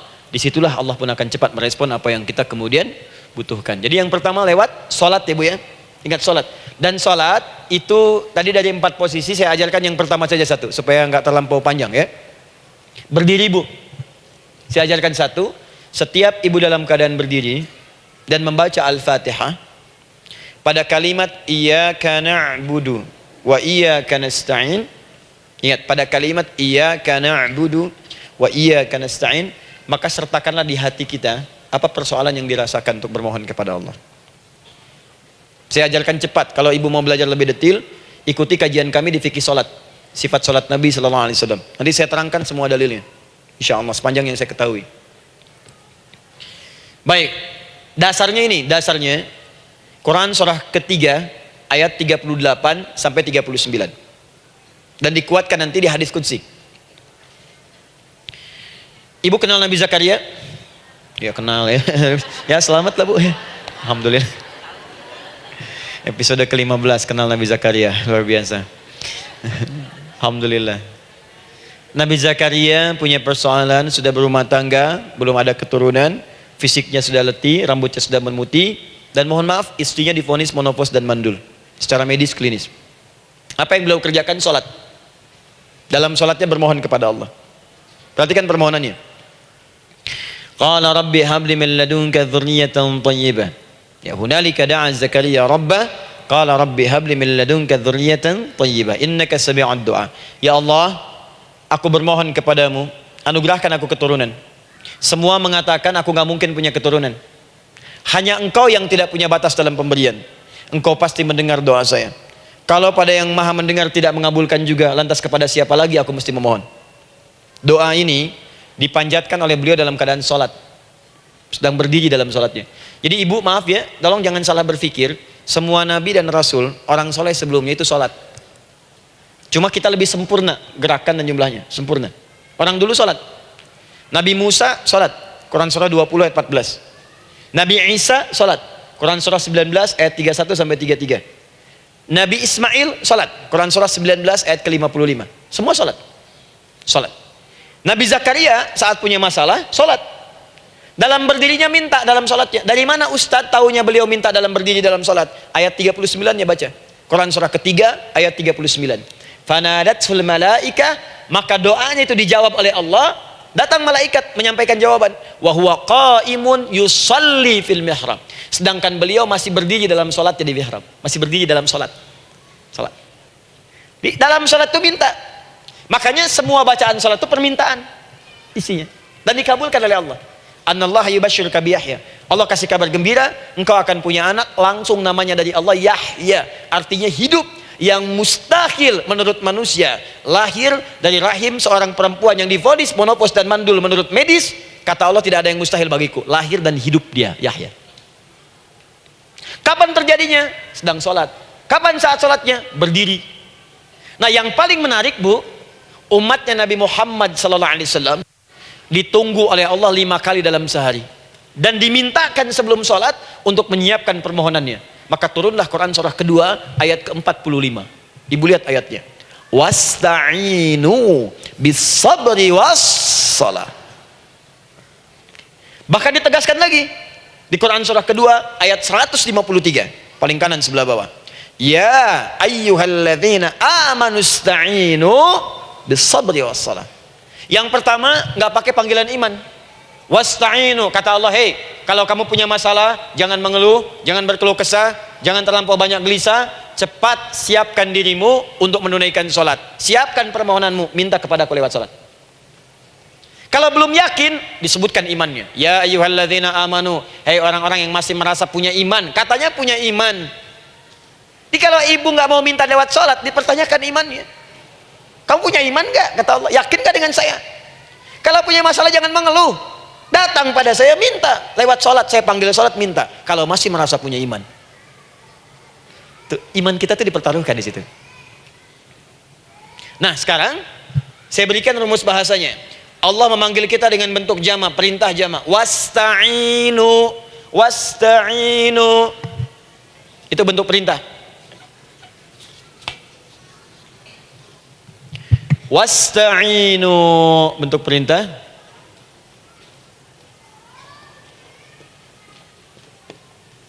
Wasta'inu. Dan jika kalian, perhatikan cara menerjemahkannya, dan jika kalian punya persoalan dalam hidup, punya kebutuhan, maka bergegaslah, siapkan dirimu untuk minta kepadaku solusi. Wasta'inu, dan mintalah oleh kalian pertolongan, solusi. Bisabri wassalah. Pertama, sabar dulu. Sebelum sholat, sabar dulu dengan itu. Tahan dulu. Terima dulu. Jangan mengeluh, terima dulu. Nanti dalam sholat minta solusi. Itu maksudnya. Punya masalah sekarang, jam 9 lewat. Sabar, tahan dulu. Koreksi diri, istighfar. Nanti zuhur minta. Atau duha sekarang sholat. Datang ke masjid, sholat duha minta. Tahiyatul masjid, minta sekarang. Sabar. Ini sabar, terima dulu. Jangan mengeluh, sabar. Ingat, terima, sabar. Karena Allah mustahil memberikan ujian masalah kalau kita tidak sanggup menerimanya. La yukallifullahu nafsan illa. Saya sering katakan, Bu, ya, maaf kalau kalimat ini mungkin kurang berkenan, tapi kalimat ini nyata. Kalau ibu sekarang punya masalah seberat apapun, itu artinya hanya ibu yang sanggup untuk menerimanya. Saya tidak. Betul, karena itu persoalan itu dititipkan kepada ibu, bukan kepada seorang bernama Adi Hidayat. Ibu yang dipercaya. Ya, ibu dipercaya oleh Allah. Kenapa ibu tidak yakin dengan itu? Karena cuma ibu yang bisa mengatasi. Ibu yang mampu, saya tidak. Karena itu dititipkan pada ibu.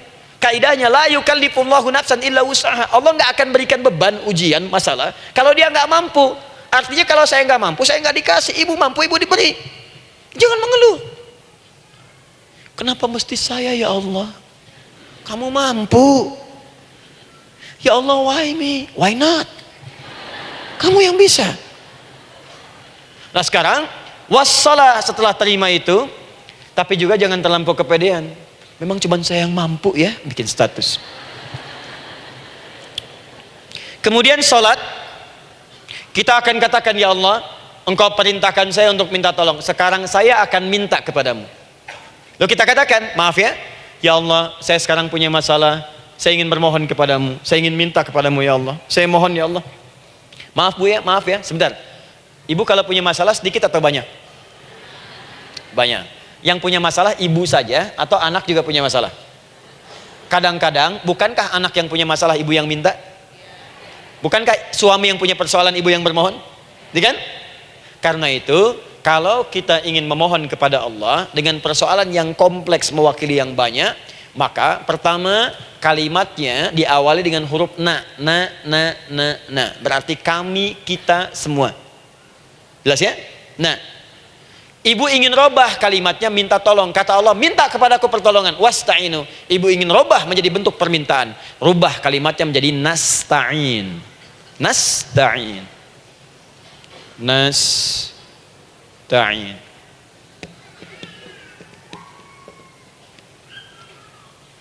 Wasta'inu nasta'in. Minta kepada siapa tadi? Allah. Boleh minta kepada selain Allah? Tidak. Hanya kepada Allah saja? Hanya kepada Allah saja. Hanya kepadamu ya Allah, tidak kepada yang lain. Maka kalimatnya menjadi iyyaka. Iyyaka.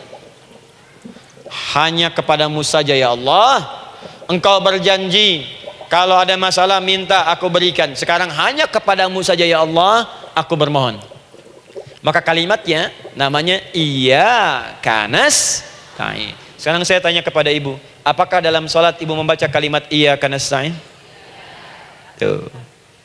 Saya mau tanya, ibu bacanya saat ruku atau saat sujud? Berdiri. Gak ada orang ruku baca kalimat ini. Allahu Akbar, iyyaka na'budu wa iyyaka nasta'in. Berdiri. Iyyaka na'budu wa sekarang saya bacakan hadis qudsinya. Tersambung dari Nabi sallallahu alaihi wasallam. Qala Rasulullah sallallahu alaihi wasallam, qala Allah azza wa jalla. Allah langsung yang berfirman lewat hadis qudsi. Perhatikan bahasanya. Qasamtus shalah baini wa baina 'abdi. Saya bagi dalam salat itu dua bagian, antara hak aku dan hak hambaku. Wali 'abdi ma sa'ala. Dan jika benar hambaku menunaikan kewajibannya dengan baik, menjaga hak-hak aku, maka pada saat itu apapun yang dia minta dalam salat aku akan berikan. Apapun. Kapan itu terjadi? Perhatikan kalimatnya. Idza qala al-'abdu, kalau hamba mulai membaca dalam salatnya, alhamdulillahi rabbil alamin. Alhamdulillahi rabbil alamin, qala Allah azza wa jalla, seketika Allah menjawab, hamadani 'abdi, hambaku sedang memujiku. Ibu ingat baik-baik Bu ya. Ingat baik-baik. Setiap ibu baca Al-Fatihah dalam salat itu Allah memperhatikan dan menjawab bacaan ibu. Tadi masih ingat ketika saya katakan wa idza sa'alaka 'ibadi anni fa inni qarib, Allah itu dekat. Ya. Wa idza qala al-'abdu ar-rahmanir rahim, kalau hamba melanjutkan ar-rahmanir rahim, qala Allah azza wa jalla, Allah langsung menjawab athna 'alayya 'abdi, hambaku sedang menyanjungku.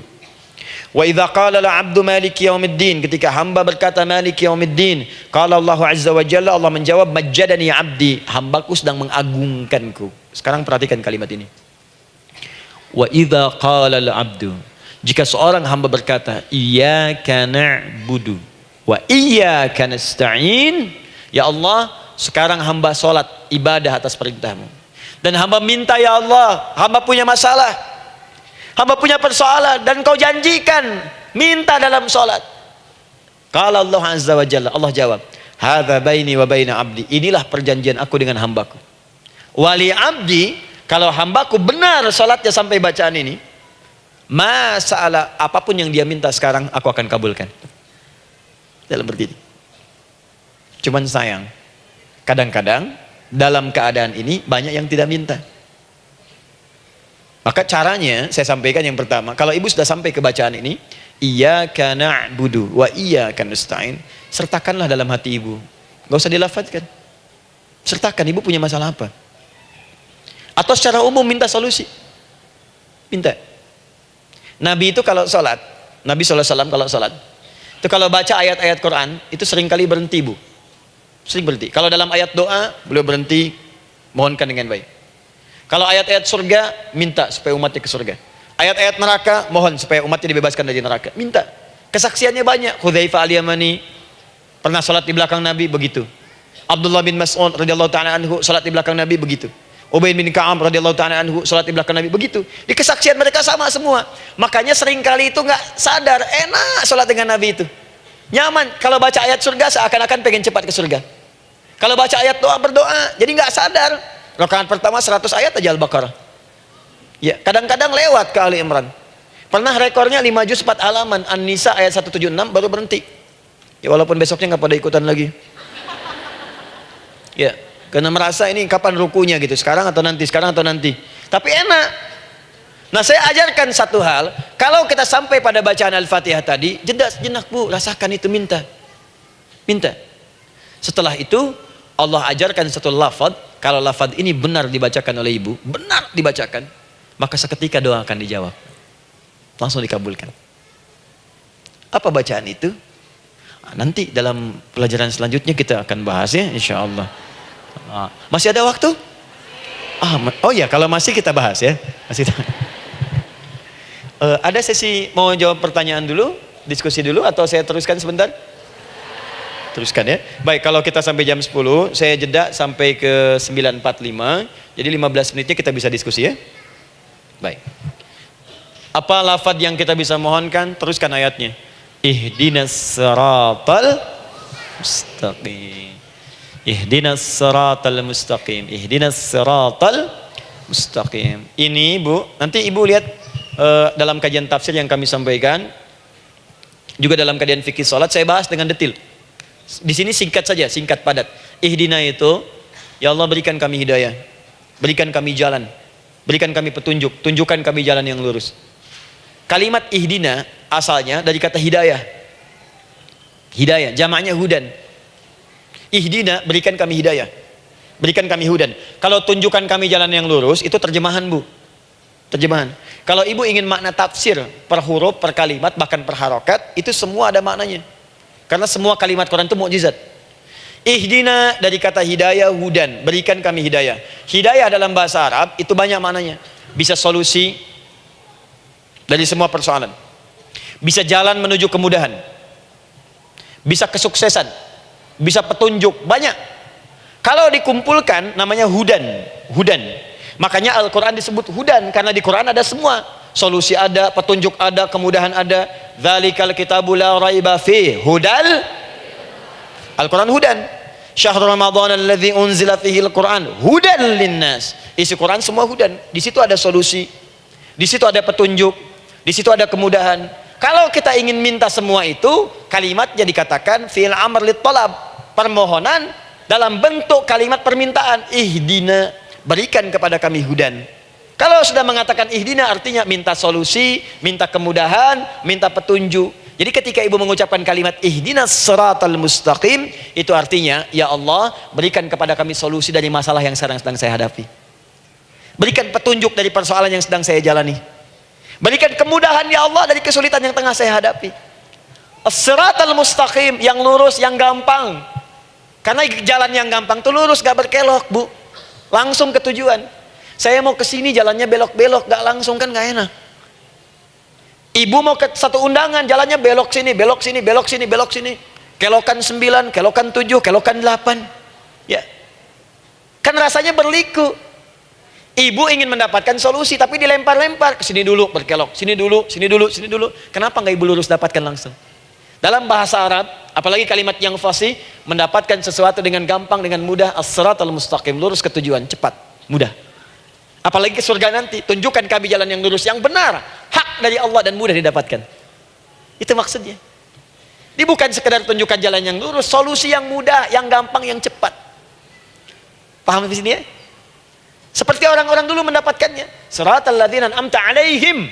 Seperti orang dulu mendapatkan semua kenikmatan ketika mereka bermohon kepadamu ya Allah. Siapa mereka? Ada 4 golongan disebutkan di Quran surah keempat ayat 69. Ada para nabi, orang-orang jujur siddiqin, para syuhada dan orang-orang soleh. Ya, wa may yuti'illaha wa rasul fa ulaika ma'al ladzina an'ama Allahu 'alaihim minan nabiyyina was-siddiqina wasyuhada was-shalihin. Para nabi dulu berdoa, ya Allah saya ada masalah, dikabulkan. Kita minta ya Allah sekarang saya berdoa, tolong kabulkan seperti nabi-nabi dulu dikabulkan. Nabi Ayub sakit berdoa dikabulkan, kita sakit dikabulkan. Nabi Ibrahim ada ujian dikabulkan. Nabi Ibrahim punya ujian dengan anak, kita ada ujian dengan anak, minta dikabulkan. Anak-anak berselisih, ada yang dendam, yang iri, seperti anaknya Nabi Yakub. Nabi Yakub berdoa dikabulkan, kita minta dikabulkan. Ada syuhada berdoa dikabulkan, kita minta dikabulkan. Orang soleh berdoa, minta dikabulkan, kita minta dikabulkan. Ya Allah, seperti engkau kabulkan doa orang-orang dulu yang melahirkan nikmat, mohon kabulkan kami yang minta sekarang dan mendapatkan kenikmatan itu. Itu maksudnya. Ya, siratal ladzina an'amta alaihim. Siapa an'amta alaihim di sini? Ulaikal ladzina an'amallahu alaihim. Sama persis kalimatnya. Minan nabiyyin was-siddiqin wasyuhada'i was-shalihin. Ini jangan diartikan sebatas terjemahan. Walaupun di musim haji sekarang itu bisa dipakai. Saya tugas 2010 di Mekah. Ada jemaah kesasar, lupa maktab. Kemudian ingin balik, nggak tahu jalan. Dia ketemu askar. Askar nggak bisa bahasa Indonesia, dia nggak bisa bahasa Arab. Tapi dia hafal Al-Fatihah. Datang kepada askar, dia tunjukkan gelangnya. Pak, ihdinas siratal mustaqim. Tunjukkan saya jalan yang lurus. Ikutin gelang. Askar nggak bisa bahasa Indonesia. Dikasih bahasa Arab nggak paham-paham. Tapi askar ini pun cerdas. Dia tunjuk, dia lihat gelangnya. Oh, maktab sana. Siratal ladzina an'amta alaihim ghairil maghdubi alaihim waladdallin. Lurus, jangan belok-belok. Kalau belok nanti engkau tersesat atau dicaci maki orang. Maghdub ya dicela orang. Dhalin tersesat, kan? Jangan dicela, jangan sesat, lurus. Tapi kalau dalam berdoa dalam sholat minta di hati hadirkan. Jelas ya? Itu posisi pertama. Jadi pertama minta lewat sholat. Yang kedua cepat rajin istighfar, Bu. Saya cepat ya, rajin istighfar. Saya ada 7 menit lagi. Ibu rajin istighfar. Astagfirullah, astagfirullah, astagfirullah, astagfirullah. Itu yang paling singkat. Astagfirullahaladzim, astagfirullahaladzim, astagfirullahaladzim. Itu yang menengah. Astaghfirullahaladzim alladzi la ilaha illa huwal hayyul qayyum wa natubu ilaihi. Astaghfirullahaladzim alladzi la ilaha illa huwal hayyul qayyum wa natubu ilaihi. Astaghfirullahaladzim alladzi la ilaha illa huwal hayyul qayyum wa natubu ilaihi. Itu yang cukup panjang. Ibu rajin istighfar. Orang yang rajin istighfar itu diantara yang disebutkan dalam riwayat-riwayat adalah orang-orang yang cepat dijawab doanya hanya dengan istighfarnya. Jadi dia tuh punya keinginan, dia nggak katakan. Jadi keinginan di benaknya dia, terus dia istighfar. Astagfirullah, astagfirullah, astagfirullah. Itu kalau benar rajin istighfar, seketika dikabulkan. Cepat. Ada seorang yang hidup, ini tukang roti, di zaman Imam Ahmad bin Hanbal. Saya pernah kisahkan ini di beberapa keadaan. Orang ini itu ahli istighfar. Jadi maaf ya Bu ya, bukan istighfarnya pas ada keperluan aja, bukan. Ada ta'lim Ustaz Adi, sab pertama astagfirullah, astagfirullah, astagfirullah, bukan. Besok ada arisan, astagfirullah, astagfirullah, bukan. Jadi bukan ada keperluan istighfar, bukan. Orang ini membiasa istighfar. Jadi setiap mengerjakan apapun dia istighfar. Mau minum, bismillah, astagfirullah, astagfirullah. Dia setiap buka adonan, astagfirullah, astagfirullah. Nah, satu ketika Imam Ahmad itu nggak tahu kenapa pengen datang ke daerah itu. Ya kalau misalnya ibu tinggal di Cicahem, misalnya kan Imam Ahmad tiba-tiba pengen ke Cicahem aja. Terus karena lelah, mampir ke masjid. Istirahat di dalam masjid. Tiba-tiba kata penjaga masjidnya, DKM-nya, marbotnya, ya Syekh, idhab, pergi, nggak boleh tiduran di sini. Kata Imam Ahmad, saya kan cuma numpang istirahat, nggak boleh keluar. Dan dia nggak tahu kalau itu imam besar. Dan Imam Ahmad itu sudah populer Bu, sangat famous, familiar. Cuman orang kan nggak pernah lihat wajahnya. Dulu kan nggak ada Facebook, nggak ada Instagram, nggak ada handphone, nggak ada apa-apa. Jadi kalau orang terima Ahmad, ya Ahmad aja kemana-mana. Oh, no, Imam Ahmad, Imam besar, Imam Syafi'i, Imam besar. Tapi nggak pernah lihat. Sekarang kan udah kelihatan. Ya, udah kelihatan. Sekarang banyak. Makanya orang dulu itu senang begitu tahu, dikasih tahu Nabi aja ke Madinah Bu, nggak ada yang tahu kalau itu Nabi Muhammad kalau belum pernah lihat. Karena beliau di bawah, Abu Bakar di atas. Abu Bakar kan naik kan, untanya Nabi. Nabi Muhammad pas di bawah gantian tuh di jalan. Orang mengira yang di atas unta Nabi Muhammad. Padahal Nabi Muhammad yang jalan kaki, nggak kelihatan. Makanya responnya bola ketika tahu Nabi, senang luar biasa. Minta doa, minta ini, minta itu. Orang sekarang tidak, karena sering banyak lihat di TV, media sosial, begitu ketemu minta foto. Ini lain kisahnya, nggak tahu dia, pergi keluar. Kata Imam Ahmad, ya sudah, keluar beliau, nggak mau ribut, istirahat di luar, di pelataran. Di sini juga nggak boleh. Lihat kalimatnya, barwah, keluar, pergi. Barwah itu kasar Bu. Begitu kemudian di debat lagi, saya cuma di luar. Rawah itu dari kata roh Bu, itu paling kasar. Artinya keluar dengan roh-rohnya sekalian. Rohnya pun jangan di sini. Ya. Jadi kalau ibu nanti di Masjidil Haram misalnya kan, ada kalimat itu artinya kesal bu askarnya. Ya, keluar. Misalnya idzabi enti, nggak mau, saya mau di sini. Ya, Barwa pergi. Sampai ke ruah dengan ruh-ruhnya. Itu artinya ibu disuruh pergi. Ya, bukan jangan mengelak lagi. Ruah. Saya bukan ruah, saya rohayati. Suruh pergi. Pergi. Imam Ahmad pergi tuh akhirnya. Pergi, di jalan kelihatan ada tukang roti tadi. Begitu kelihatan capek lah dipanggil, Syekh, kayaknya lelah, istirahat di sini. Dan tukang roti pun nggak tahu kali itu Imam Ahmad. Begitu istirahat, duduk, kelihatan Imam Ahmad setiap buka adonan, astagfirullah. Bikin lagi, astagfirullah. Imam Ahmad tahu faidah itu. Tapi ingin menguji tukang roti ini, ditanya. Ya akhi, kamu ini kenapa setiap Anda menanak adonan itu, tepung itu, Anda mengucapkan istighfar, astagfirullah. Perhatikan jawabannya. Wallahi demi Allah, tidak pernah saya beristighfar dalam setiap aktivitas saya, kecuali Allah selalu mengabulkan doa yang saya mohonkan. Di setiap minta, astagfirullah, itu dikabulkan. Cuman satu yang sampai sekarang belum terkabul. Apa itu kata Imam Ahmad? Saya ini selalu bermohon kepada Allah, ya Allah, mohon sebelum saya wafat atau setelah ia wafat, pertemukan saya ya Allah dengan Imam Ahmad bin Hambal sebelum saya yang wafat atau wafat Imam Ahmad. Kata Imam Ahmad, astagfirullah, Allahu Akbar. Itu mungkin yang memperjalankan saya kemari. Tiba-tiba pengen ke sini, sampai diusir keluar dari rumah Allah dari masjid, sampai di sini karena istighfar Anda. Sayalah Imam Ahmad bin Hambal. Astagfirullah. Imam Ahmad ke situ datang. Tolong jangan lakukan pada saya. Salah di hidayat ya Allah. Astagfirullah. Saya jawab lagi dari sana. La haula wala quwata illa billah.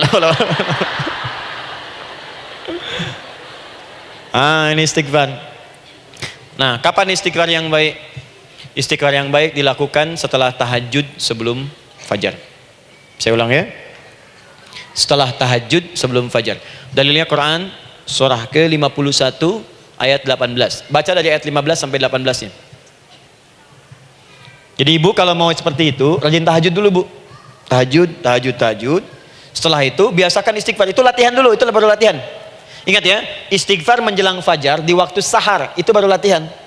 Astagfirullah. Nanti kalau sudah banyak latihan, ibu akan refleks. Mau duduk masuk mobil, astagfirullah. Duduk mau makan, astagfirullah. Ya, kadang-kadang ibu mau ambil handphone, astagfirullah. Itu refleks di lisan kita keluar. Ahli istighfar itu nggak direncanakan keluar di lisannya. Astagfirullah. Kalau sudah seperti itu, berbahagialah. Karena apapun kadang ibu inginkan, sepanjang itu ibu butuhkan, seketika dikabulkan. Ya. Yang ketiga, yang terakhir. Sudah 9:45, boleh sedikit? Ya, yang terakhir ya, terakhir. Jangan khawatir, setelah ini selesai. Jangan khawatir. Yang ketiga, ini amalan yang paling dahsyat. Jadi yang pertama minta dikabulkan. Yang kedua baru istighfar dikabulkan. Yang ketiga nggak ngapa-ngapain dijawab. Artinya baru terbersit, ada keinginan jawab seketika. Amalan yang ketiga ini adalah amalan yang dikerjakan karena cinta kepada Allah Subhanahu wa taala. Mahabbatillah, kecintaan kepada Allah.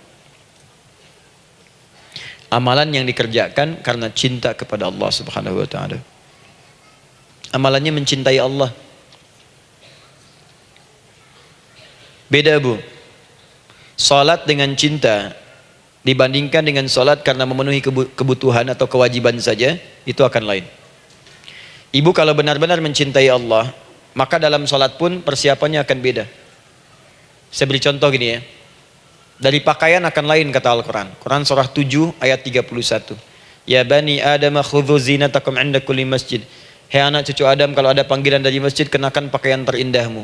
Di orang-orang yang mencintai Allah saat akan sholat, dia akan perhatikan dari pakaiannya. Jauhkan dari yang haram.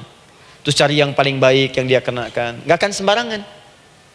Kalau ibu pakai mukena juga cari mukena yang paling indah. Bukan karena pengen dilihat orang. Karena ingin Allah menyaksikan sholat ibu dalam keadaan yang sempurna. Wudu. Wudu tuh hati-hati gitu. Quran surah ke-5 ayat ke-6. Ya ayyuhalladzina amanu idza qumtum ila shalah faghsilu wujuhakum wa aydiyakum ilal marafiq wamsahu bi ru'usikum wa arjulakum ilal ka'bain. Jika ada orang beriman mencintai Allah, mau salat, dia mau wudu, wudunya enggak akan sembarangan, Bu. Cuman basuh. Ya, bagian kepala juga harusnya kepala, dia rambut, takut selesai. Sampai ke kaki cuma disodorkan di keran, beres. Itu sih, anak kecil juga bisa. Orang ini lain. Dia akan pelan-pelan dilihat secara sempurna. Hati-hati, kerjakan karena Allah, karena ingin baik.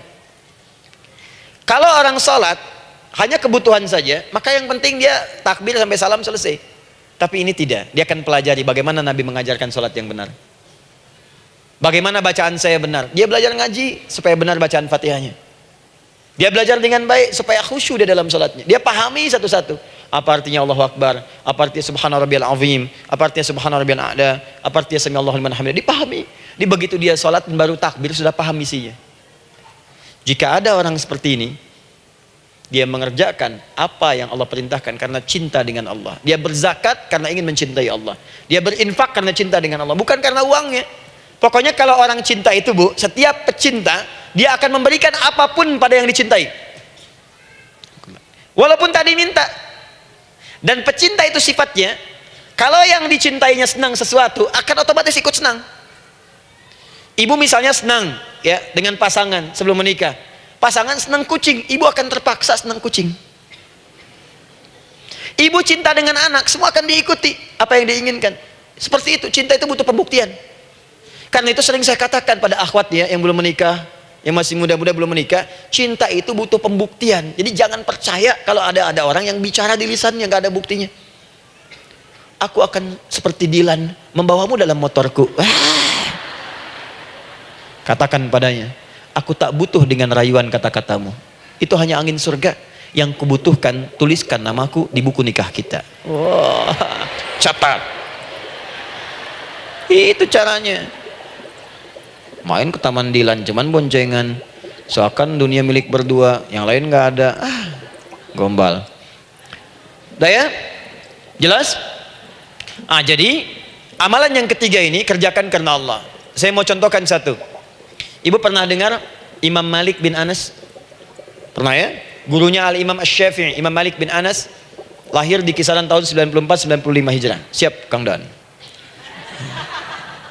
Baik, ini terakhir nih, saya tutup nih. Benar-benar terakhir, betul-betul.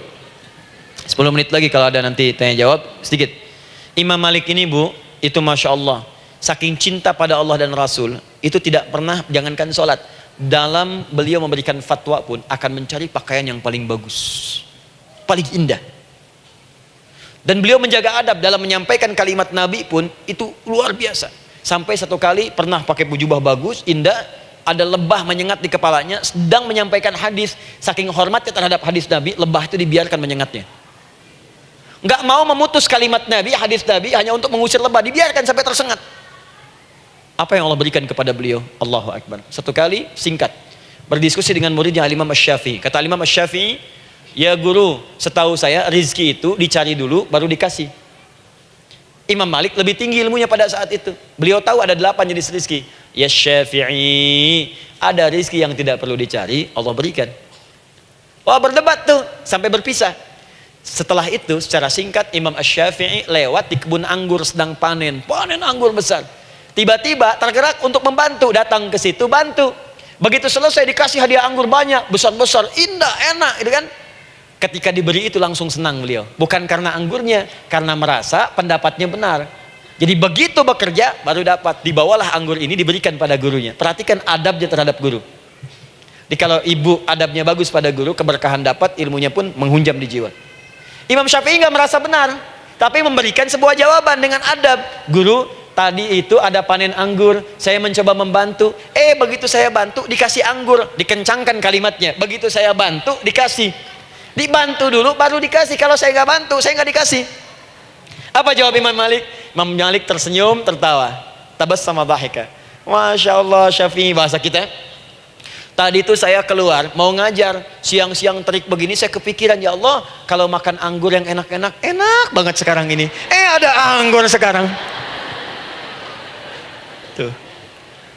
Murid berikhtiar, guru mendapatkan hasil. Setelah itu Asy-Syafi'i naik dan jadi bintang di zamannya sampai kekinian pun luar biasa, dan mendapatkan barakah gurunya seperti gurunya dapatkan, muridnya pun meraihnya. Itulah 3 cara bagi kita untuk bermohon kepada Allah. Jika ingin dipercepat oleh Allah, bisa lewat salat, bisa lewat istighfar, bisa juga dengan menciptakan amalan-amalan atau mengikuti amalan-amalan yang dicintakan atau ditujukan untuk mencintai Allah Subhanahu wa taala. Ibu bisa paham ini? Baik. Kemudian berdoa. Tapi yang jadi masalah, Ustadz, ketika berdoa kok belum dikabulkan juga? Apa ciri doa dikabulkan? Seperti apa kita tahu doa kita dikabulkan?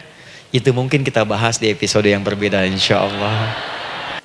Alhamdulillahi rabbil alamin, arrahmanir rahim, maliki yaumiddin, iyyaka na'budu wa iyyaka nasta'in, ihdinas siratal mustaqim, siratal ladzina an'amta 'alaihim ghairil maghdubi 'alaihim waladdallin.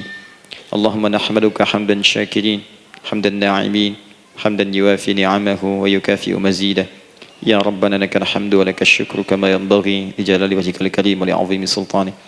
Allahumma salli wa sallim barik ala rasulikal karim nabiyyikal amin sayyidina Muhammadin wa ala alihi wa sahbihi wa ummatihi ila yaumiddin. Allahumma rabbana ya al-ghafur rahim, la tada' lana fi maqamina hadha fi kulli maqamin dhanban illa ghafartah. Duhai Allah, kami bermohon kepadamu, Engkau yang maha pengampun, Engkau yang maha penghapus segala dosa. Kami mengakui kami berbuat salah, kami mengakui banyak dosa kami kumpulkan, maka kami mohon kepadamu ya Allah, jangan biarkan ada satu orang pun berada di sekitaran majlis ta'lim ini kecuali sebelum ia pulang Engkau telah ampuni segala dosa-dosanya, Engkau telah gugurkan dan hapuskan segala dosa-dosanya. Wala hamman illa farajtah. Ya Allah, jika ada satu orang pun di antara jamaah saat ini yang merasakan kegelisahan dalam hatinya, jangan biarkan dia meninggalkan area majlis ta'lim ini kecuali Engkau telah tenangkan keadaan hatinya. Allahumma wala maridan illa syafaitah. Jika ada di antara kami yang tengah Engkau uji dengan penyakit seberat apapun, maka mohon angkat dan sembuhkan segala penyakitnya. Allahumma wala dainan illa qadaitah. Ya Allah, jika ada di antara kami yang berat hidupnya karena lilitan utang piutang, terjebak riba dan sejenisnya, maka mohon ya Allah dengan keikhlasan amalannya, mohon angkat dan berikan rizki limpah terlimpah kepada yang untuk melunasi utang-utang dan terbebas dari lilitan riba dan semacamnya. Allahumma ya arhamar rahimin, Allahumma tubna ilaika min kullil ma'asi. Ya Allah, kami ingin memperbaiki diri kami. Kami bertobat dari segala maksiat yang pernah kami kerjakan. Allahumma asli ahwalana ma yuqarribuna ila ridhak. Ya Allah, kami bermohon kepadamu, mulai hari ini mohon bimbing kami untuk memperbaiki diri supaya kami bisa lebih dekat denganmu ya Allah. Allahumma asli azwajana. Ya Allah, kami mohon sayangi dan perbaiki ya Allah akhlak suami-suami kami. Ya Allah, mohon bimbing suami-suami kami jadi suami yang baik, membimbing keluarga menjadi keluarga yang saleh. Allahumma ya Allah, Allahumma arsyad wa asli ya Allah azwajana, zawjatina. Ya Allah, demikian dengan istri-istri kami ya Allah, jadikan mereka perempuan-perempuan yang salihah, bimbing menjadi ibu-ibu yang baik. Allahumma abnana, auladana, dzurriyyatina. Allahumma aslih lahum li arhamar rahimin yakunu salihin, liyakunu su'ada fid dunya wal akhirah. Ya Allah, anak-anak kami, cucu-cucu kami khawatir berpisah dengan mereka di akhirat nanti. Kami mohon ya Allah, jika memang ada maksiat yang mereka kerjakan karena dosa-dosa kami mohon ampun ya Allah. Perbaiki anak-anak kami, bimbing cucu-cucu kami ya Allah, jadikan mereka anak-anak saleh, anak-anak yang bisa memberikan mahkota kepada kami di akhirat ya arhamar rahimin. Kami malu dengan anak orang lain yang telah hafal Al-Quran. Kami malu dengan anak orang lain yang telah mampu tahajud. Kami malu dengan anak orang lain yang telah bisa membaca Al-Quran dengan baik, sedangkan anak kami masih sibuk dengan dunia ya Allah. Kami takut bila wafat tidak bisa memberikan petunjuk kepada mereka dengan izin-Mu. Allahumma ya arhamar rahimin. Allahumma idza kana hunalika baqiyati ayyamina faj'al baqiyata ayyamina ya Allah hayatan thayyibah. Duhai Allah, kami bermohon kepadamu, jika memang terbentang masa kehidupan bagi kami sampai dengan hari esok, maka mohon jadikan sisa-sisa hidup kami lebih baik daripada hari-hari yang sebelumnya. Wa idza kana hadzal yaum min akhir ayyamina faj'al ya Allah hadzal yaum husnal khatimah. Ya Allah, kami mohon, jika memang hari ini adalah hari terakhir kami hidup dan harus kembali kepadamu untuk wafat, mohon jadikan di hari ini kami husnul khatimah. Allahumma qawwi lisanana ila kulli kalimat at-tauhid la ilaha illallah Muhammadur Rasulullah. Ya Allah, kami mohon, jika kelak kami akan wafat, ringankan lisan kami untuk mengucapkan kalimat tauhid la ilaha illallah Muhammadur Rasulullah. Wa ajib kalimatan bi qaulika ya ayyatuhan nafsul mutmainnah irji'i ila rabbika radiyatan mardiyah fadkhuli fi ibadi wadkhuli jannati. Ya Allah, kami mohon kelak nanti dalam sakaratul maut nanti, jika kami bermohon kepadamu dengan kalimat tauhid la ilaha illallah, mohon jawab kalimat kami ya Allah dengan panggilanmu yang indah. Ya ayyatuhan nafsul mutmainnah, hai jiwa yang sudah tenang, irji'i ila rabbika radiyatan mardiyah, hai cepat pulang menghadap kepada Rabbmu, hai cepat pulang menghadap kepada Rabbmu, hai cepat pulang menghadap kepada Rabbmu. Aku ridha dengan semua amalmu, engkau pun akan ridha dengan semua pemberianku. Adkhuli fi ibadi wadkhuli jannati, engkau aku masukkan dalam golongan hambaku, aku siapkan surga untuk menyambutmu. Allahumma ishtaqna bi Rasulillah sallallahu alaihi wasallam, ya Allah kami rindu sekali dengan Rasulullah sallallahu alaihi wasallam. Lam na'ish ma'ahu fil hayat wa lam narahu fil manam, kami belum pernah hidup bersama beliau di dunia, tidak mampu menatapnya di alam mimpi. Maka mohon ya Allah, jangan biarkan kami berpisah dengan Rasulullah di akhirat nanti ya Rabbal Alamin. Jumpakan kami dengan Rasulullah di taman Firdausmu yang paling indah. Allahumma ya arhamar rahimin, Allahumma rizqna yusra ya Allah likulil hujjaj, ya Allah anugerahkan kemudahan, kelapangan kepada para jemaah haji yang berhaji tahun ini ya arhamar rahimin. Allahumma taqabbal minhum ya Allah hajjahum, sa'yahum sa'yan mashkura, wa dhanbahum dhanban maghfura, wa tijaratahum tijaratan lan tabur. Ya Allah jangan sia-siakan pengorbanan fisik mereka, biaya mereka, waktu mereka, tenaga mereka, emosi mereka. Terima haji mereka ya Allah, jadikan sa'i mereka berhasil, tawaf mereka benar, jadikan seluruh manasik yang kau ridhai ya arhamar rahimin. Allahumma ya Allah rizq rizqan hasanan tayyiban liyahujju kullu man lam yahujj ya arhamar rahimin. Ya Allah bagi kawan-kawan kami, kerabat kami, saudara kami, tetangga kami yang belum berhaji, maka anugerahkan kemudahan bagi mereka untuk berhaji ya Allah. Anugerahkan kelapangan untuk berhaji ya Allah. Sekalipun memang tidak terbuka kesempatan itu, maka mohon anugerahkan sifat mabrur kepada kami sekalipun tidak mendapati ibadahnya. Allahumma ya arhamar rahimin, Allahumma rizqna ya Allah nikmatan salihah. Ya Allah anugerahkan kepada kami nikmat untuk menjadi orang saleh di dunia dan kembali kepadamu di akhirat dalam keadaan saleh. Alhiqna bis salihin ma'al ladzina an'amta 'alaihim minan nabiyyin was-siddiqin wasyuhada was-salihin wa hasuna ulaika rafiqa. Ya Allah kumpulkan kelak kami di surga dengan para nabi, orang-orang saleh, para syuhada, orang-orang yang benar di hadapanmu. Itulah nikmat terbaik yang mampu kami dapatkan. Allahumma ya Rabb, Allahumma aslih Allah qulubana, ati anfusana taqwaha, wa zakkiha anta khairu man zakkaha, anta waliyuha wa maulaha. Ya Allah, jika memang kami telah engkau anggap baik sampai dengan pagi hari ini, maka mohon jaga kami dalam keadaan baik sampai wafat ya Allah. Berikan kami kekuatan untuk istiqamah, jauhkan kami dari pengaruh nafsu ya arhamar rahimin. Ya Allah, jika ada saat ini orang-orang yang menyakiti kami ya Allah, berkhianat kepada kami ya Allah, menzalimi kami, maka mohon ampuni dosa mereka ya Allah. Maafkan mereka ya Allah, bimbing mereka untuk sadar dan bertobat ya Allah. Titipkan dalam jiwa kami sifat untuk saling menyayangi ya Allah. Titipkan dalam jiwa kami sifat untuk saling memaafkan ya Allah. Titipkan dalam jiwa kami sifat untuk bisa memperhatikan ya Allah. Allahumma ya Rabb, Rabbana atina fid dunya hasanah wa fil akhirati hasanah wa qina adzaban nar. Bifadlika subhana rabbika rabbil izzati amma yasifun. Wassalamun alal mursalin wa akhiru da'wana alhamdulillahi rabbil alamin. Saya kira itu dan semoga bermanfaat insyaallah. Jazakallahu khairan.